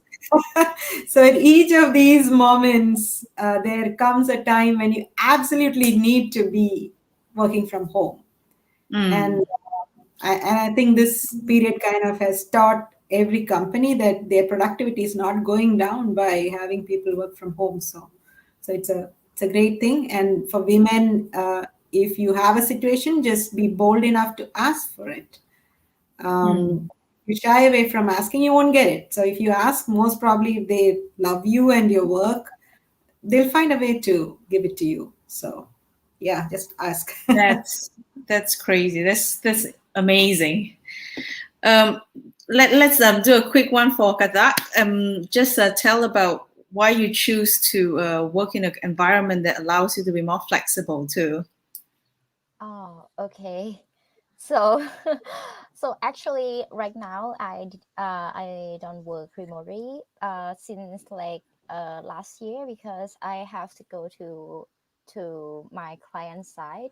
But one thing I think that my workplace is encourage everybody in my office to like have transparency, even if you don't sit together, but we should keep in track what we are doing and what we are struggle it. Yeah, so that's what important to my workplace. And I think even if we have to go inside our client site, but we still keep talking about what's going on in other side. Yeah, so yeah. Cool. So before we end off this this session, let's talk about the theme of this year, International Women's Day. Choose to challenge. So hey, how about this? Let's do the sign "Choose to Challenge" together, and we do a screenshot before we talk about this. Okay, let's do this. Left, right. Left. Can I do a screenshot? 1, 2, 3. Yeah. So, yeah. What do you think? What is this year's theme? I think it's actually very important because, especially now during this situation of COVID situation, where how do we actually put ourselves into the next level to choose to challenge our life? And that is something that I'm interested to know about how you see this theme here. Let's go by Ivy.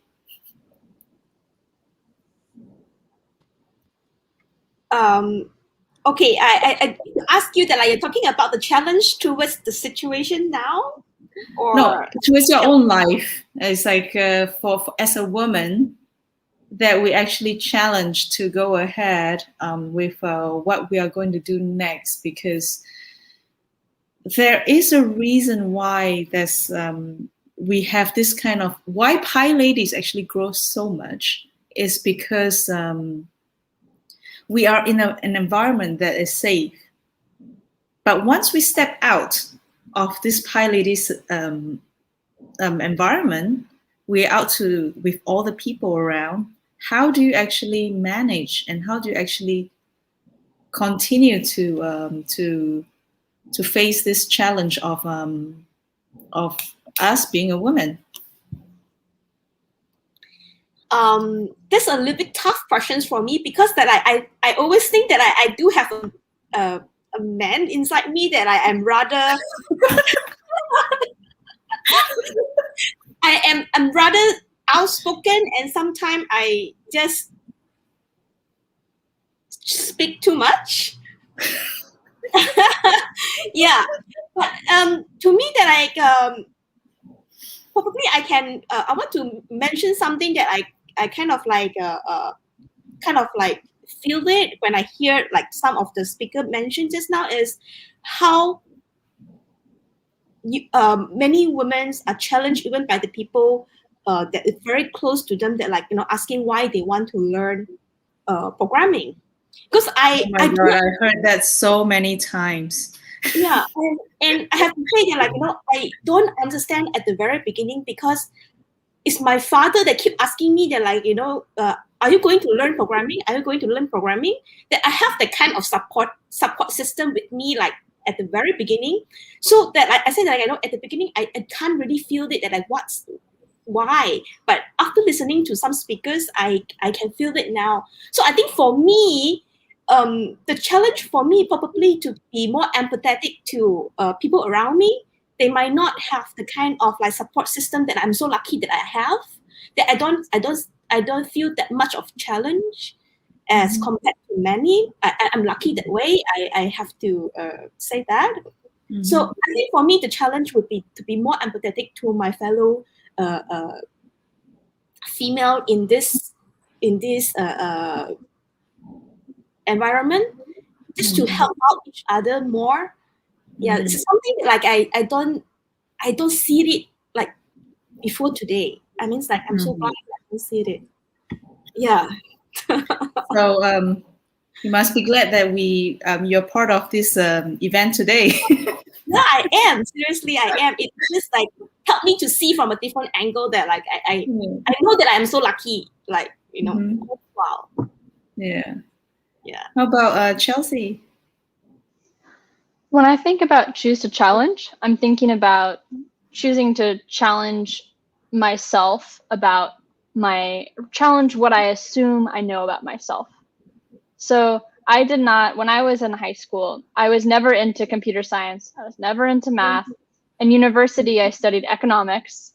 I got my start in computer science through doing research in college. And I tried out coding. I liked it. I went to, a lot of my friends in university were women in STEM, but I was not a woman in STEM at the time. And a lot of that was just because I thought about what I assumed that I knew about myself is that I was the person who really liked to do. I was really into writing. I thought I wanted to be a journalist for many years. And I think that it took graduating from college and a bunch of different parts of my life for me to really have the courage to challenge what I thought I knew about myself, because I thought of myself in this one way. And I realized that I could be that and also be into software engineering, into programming. And so I think that that's something I have to remember. And like you were talking about, people always asking you, wow, you do computer science? Are you sure you want to do that? And I think that I have been lucky to have a good support network. But people that have known me for many years, they still ask me questions that I think they don't realize that they mean to be supportive, but it's more of a question of like, someday you're going to go back to being a journalist, or what you wanted to do when you were like 16 or 17. And just like the assumption that someday I'll go back to that, when I think that I really like this career path. What's wrong if you want? What's wrong if you? It's like and also, matter.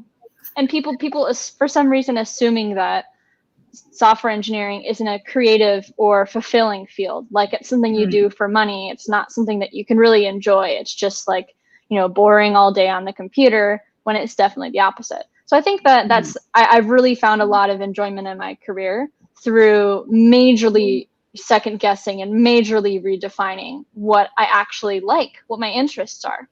And so I think that sort of non-traditional entry into tech is in a lot of women. I know a lot of women who enter software engineering coming from a non-traditional backgrounds. And so I think that sort of challenging yourself, what do I like? Am I sure that I like that? Am I sure I don't like that? Have I ever given that a try? Is super, super helpful, particularly to women who are maybe interested in tech. Right, interesting. How about Annie? Yeah, so I choose to challenge myself to say, oh, well, Uh, and I tell you what is OL. This is something I heard very recently from an author, Sally. Now I don't remember her last name. She's written a book on women to rise, something like that. So she was saying about the fact that we women in general are not kind to ourselves, and that we should start being more kind to ourselves, that whether we make a mistake or whether we miss something or something. And she said this very interesting story, and this OL stuck to me. This was about another very famous author who was sitting with her, and they were discussing something. And it was about 5:15 or so, he picks up the phone and says, "Oh well." And then she has what happened. And he says that, okay, at 5, I was supposed to call the CEO of Ford or some big company like that, where he was going to get a consulting assignment. And she was like, and that's all the response he had. Oh, well, he just lost a major deal. And then she spoke to him about it and realized that he was like, okay, I've done it. So now what? Let's move on. It's okay. I'll make some like that. I'll make some. I'll lose some. It's okay. And I started practicing that. And the few times that I Practicing OL. Oh, well, yeah. So the few times I really did imbibe it fully, it's not enough to just say that and still feel tensed. You really need to imbibe that and feel comfortable with it. I found it's terrific. I mean, it's just, I think it's the biggest discovery for me in this year. So the challenge to myself is to say, oh, well, when I've really screwed up. Simple and straightforward. Yes. Let's see if I can do it, though. You should try it too. Cynthia, what about what will you choose to challenge this year?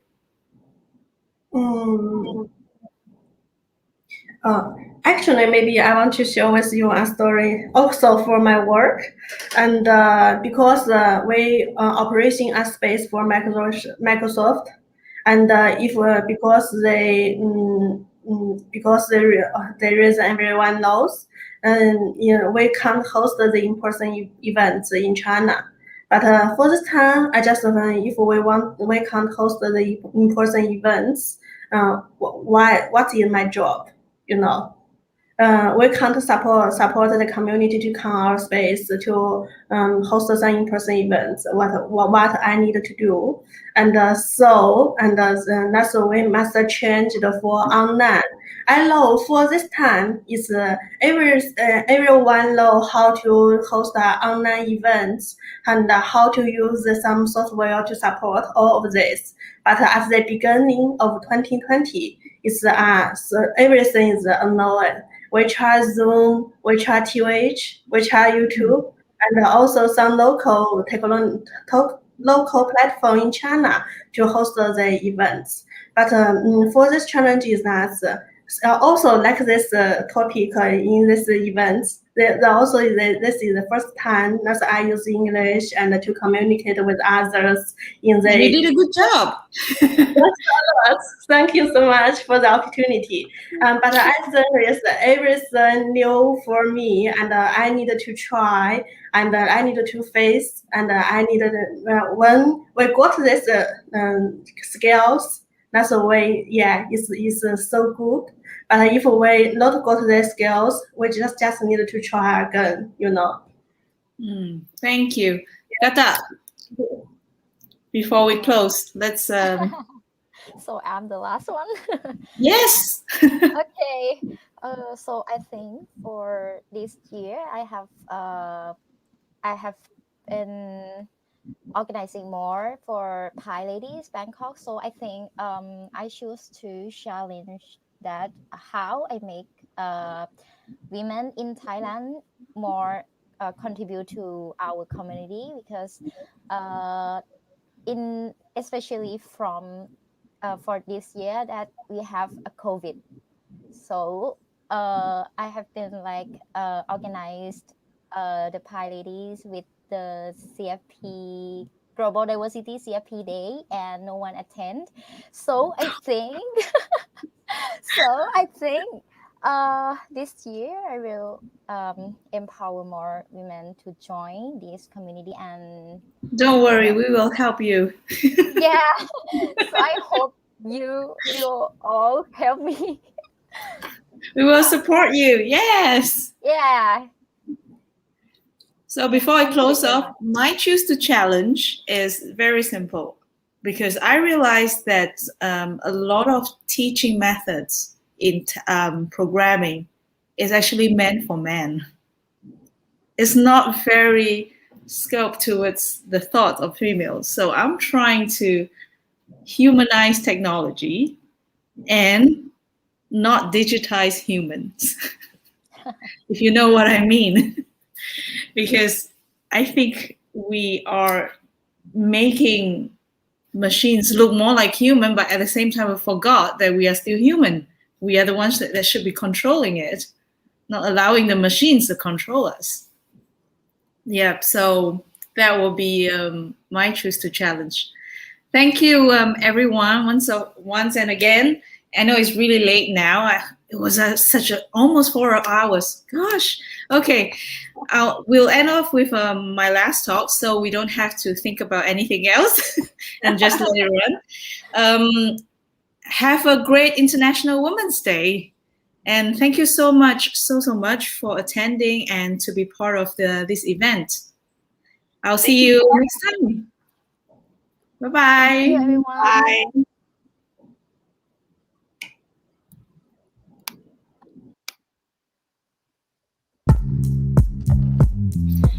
Hi, everybody. Thank you so much for attending the event. Before I close off this Bangkok broadcast, I would like to thank every one of you for being part of this event, and thank you all the speakers once again for your contribution. Before I end off this broadcast and talk about my my topic, I'd like to thank Theresa for coming out with this great PyLadies International Women's Day special idea, and also Lorena for inviting PyLadies Bangkok to be part of this amazing event. Thank you. They are just amazing to work with. These ladies are like, beep, beep, and it's done. So I love working with them, and looking forward in future to work together more with them. You can actually stick on to the same URL for YouTube to continue watching the second broadcast from Hamburg, which will be led by Theresa, or continue and eventually continue to watch the third one hosted by Lorena. Okay, let me introduce myself a little bit as if you've not heard me enough. My name is Georgie, and I am the co-organizer for PyLadies Bangkok together with Gata. I'm also the conference lead for PyCon Thailand, and we are proud to be hosting PyCon APAC this year. We have an amazing team that's coming up, working together. So if you actually are interested to join PyCon APAC that is coming in November this year, do check out this website here and to get more information. Now, let's start with my talk. Okay, I'm good to go. Okay, so let me bring you to the scenario. Say, for example, when you walk in a market and you actually see a fruit vendor selling fruits, of course, and suddenly it drew your attention that she's selling this mango that was humongous, it was huge, and you're like, what is that? It's not the size that you know how the mango looks like. So chances are you're going to pick it up, take a look at it, either buy it back, and if it's too expensive, You just pick up your phone, take a picture, take a selfie, and post it on Instagram.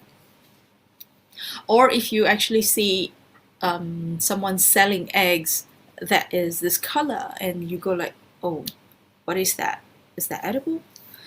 Or sometimes when you come home with a box of strawberries and one of them actually look like this, that looks a little bit like an elephant, or a tree that has a trunk that looks like a face that's unique and different. All these are so Instagrammable, and I have to admit that I myself do the same thing too. When I was in Japan, I saw this leek that has a leek of its own. It's different, it's so unique, and I took a picture. So we are curious, or we will be fearful when we see something that's different. I used to live in a little village in France called Chantenay-le-Vieux. It is in this region of La Sarthe, and this tiny little village has about 500 inhabitants. So, of course, me being the only Asian that is in this village, I am the only person that looks different. So one day, a few kids actually knocked on my door, and I opened the door and I look at them. They look at me, and they were just staring, and they say, "Oh, they say you are Chinese," and they ran away. I closed the door, I scratched my hair, and I said, "Geez, I feel like I'm just like this picture here, where I'm the only outstanding one color and everyone else is of a different color." But say, for example, if I actually put one of the kids into a class full of Asian, and they will look like this, the children around will be just as curious. If they will be asking or wondering who this person is, why is this person different? There are many different types of apples. You have the golden apple, you have the green apples, the red apples. Apples have different taste.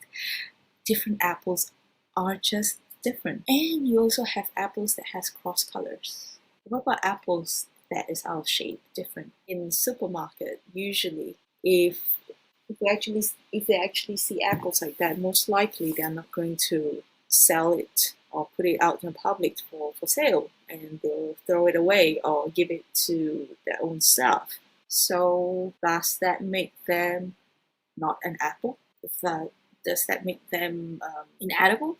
No. The truth is that they're just still apples. So how do we actually switch when we see something different from fear into curiosity? If we actually look at the perspective, like how the children came knocking on the door, they are just naturally inquisitive and curious about me because I'm different. They are not judgmental. They are just wondering, why am I different? Of course, I'm not saying that we are going to go knocking around doors of your neighbors who look different and say, "Can you explain to me why you're different?" But what I'm trying to say is that when we actually look at something that's different, we can actually accept the difference and look at it with the eyes of curiosity. Diversity is, I believe, that is to be able to accept difference of every single minority, and to be able to accept that difference and see it as who they are, because we are all unique and amazing. The collective experience, when we actually gather together, actually provides a wider perspective of a problem or an environment. Humanity is about being appreciative with whatever we have around us. We like to classify things. We like to sort things out in shapes. We like to sort things out in sizes. We like to classify animals into different sides, like 6 legs, 4 legs, cold-blooded, warm-blooded, mammals, animals, insects. if you study biology, you will realize that not everything can be classified because nature does not allow us to be classified. We as human beings are part of the nature and we couldn't be classified specifically. So, like the nature, like the forest that you walk or the nature park, you can see that they all blend together and you say, wow, this park is amazing, this park is beautiful, because it's a combination of small little plants, flowers, shrubs, trees, every single thing, and the nature embrace the difference. It is important for us as human beings to embrace the difference, to learn the difference between different culture, different thoughts, different religion, different gender, different race. There is no single solution to a problem. Let's talk about coding.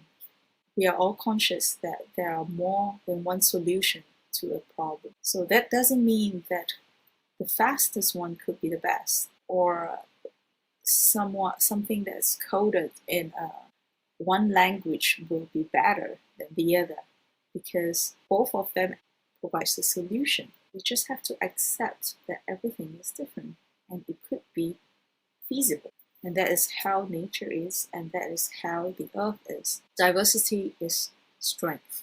Diversity provides a wider perspective and it encourages us to think differently and outside the box. So say, for example, if we hire someone from with experience, with a certificate, a computer science certificate, and we say, well, because he studied something related to computer science. But what about those who actually learn online themselves, who actually are interested through motivation and they actually pick that up themselves online? Are they less capable than the other person? But they learn in different ways and they see things in a different perspective. And also some people who will think like, oh, if I hire someone who has experience working in a big company, since we are a big company, it will actually make things easier for us. They will know how things run. Have you actually seen that certain problems and certain solutions, if you hire someone who is actually a freelancer, who is faced with several mean competitors around, this person could actually know how to hustle the way through and succeed. So could they actually solve better than the person that works in a large company? When we actually accept diversity, mean that you have to be flexible, you have to respect, and also to provide a safe and learning environment for the person. I believe that providing a comfortable and safe environment is actually the key to make diversity happen.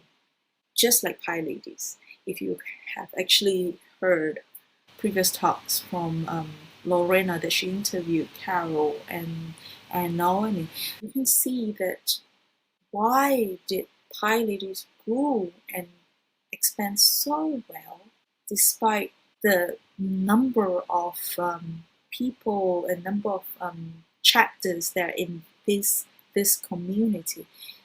It is because PyLadies allow everyone to grow. When you are in PyLadies Slack channel, even if you are new and you want to ask a question about something that you're not sure about, there will always be someone helping. They will not be judgmental, or they will not put an emoji of a laughing face telling you that it's hilarious or stupid, the question that you ask. When we have an environment that allows us to be who we are, we get better and we perform better. It's not only for the person, for the individual. We grow as a whole together as one. Python Software Foundation has its own group called the Diversity and Inclusion Working Group. And this is created by amazing Teresa. If you're interested to know more about diversity and inclusion work group, you can check it out.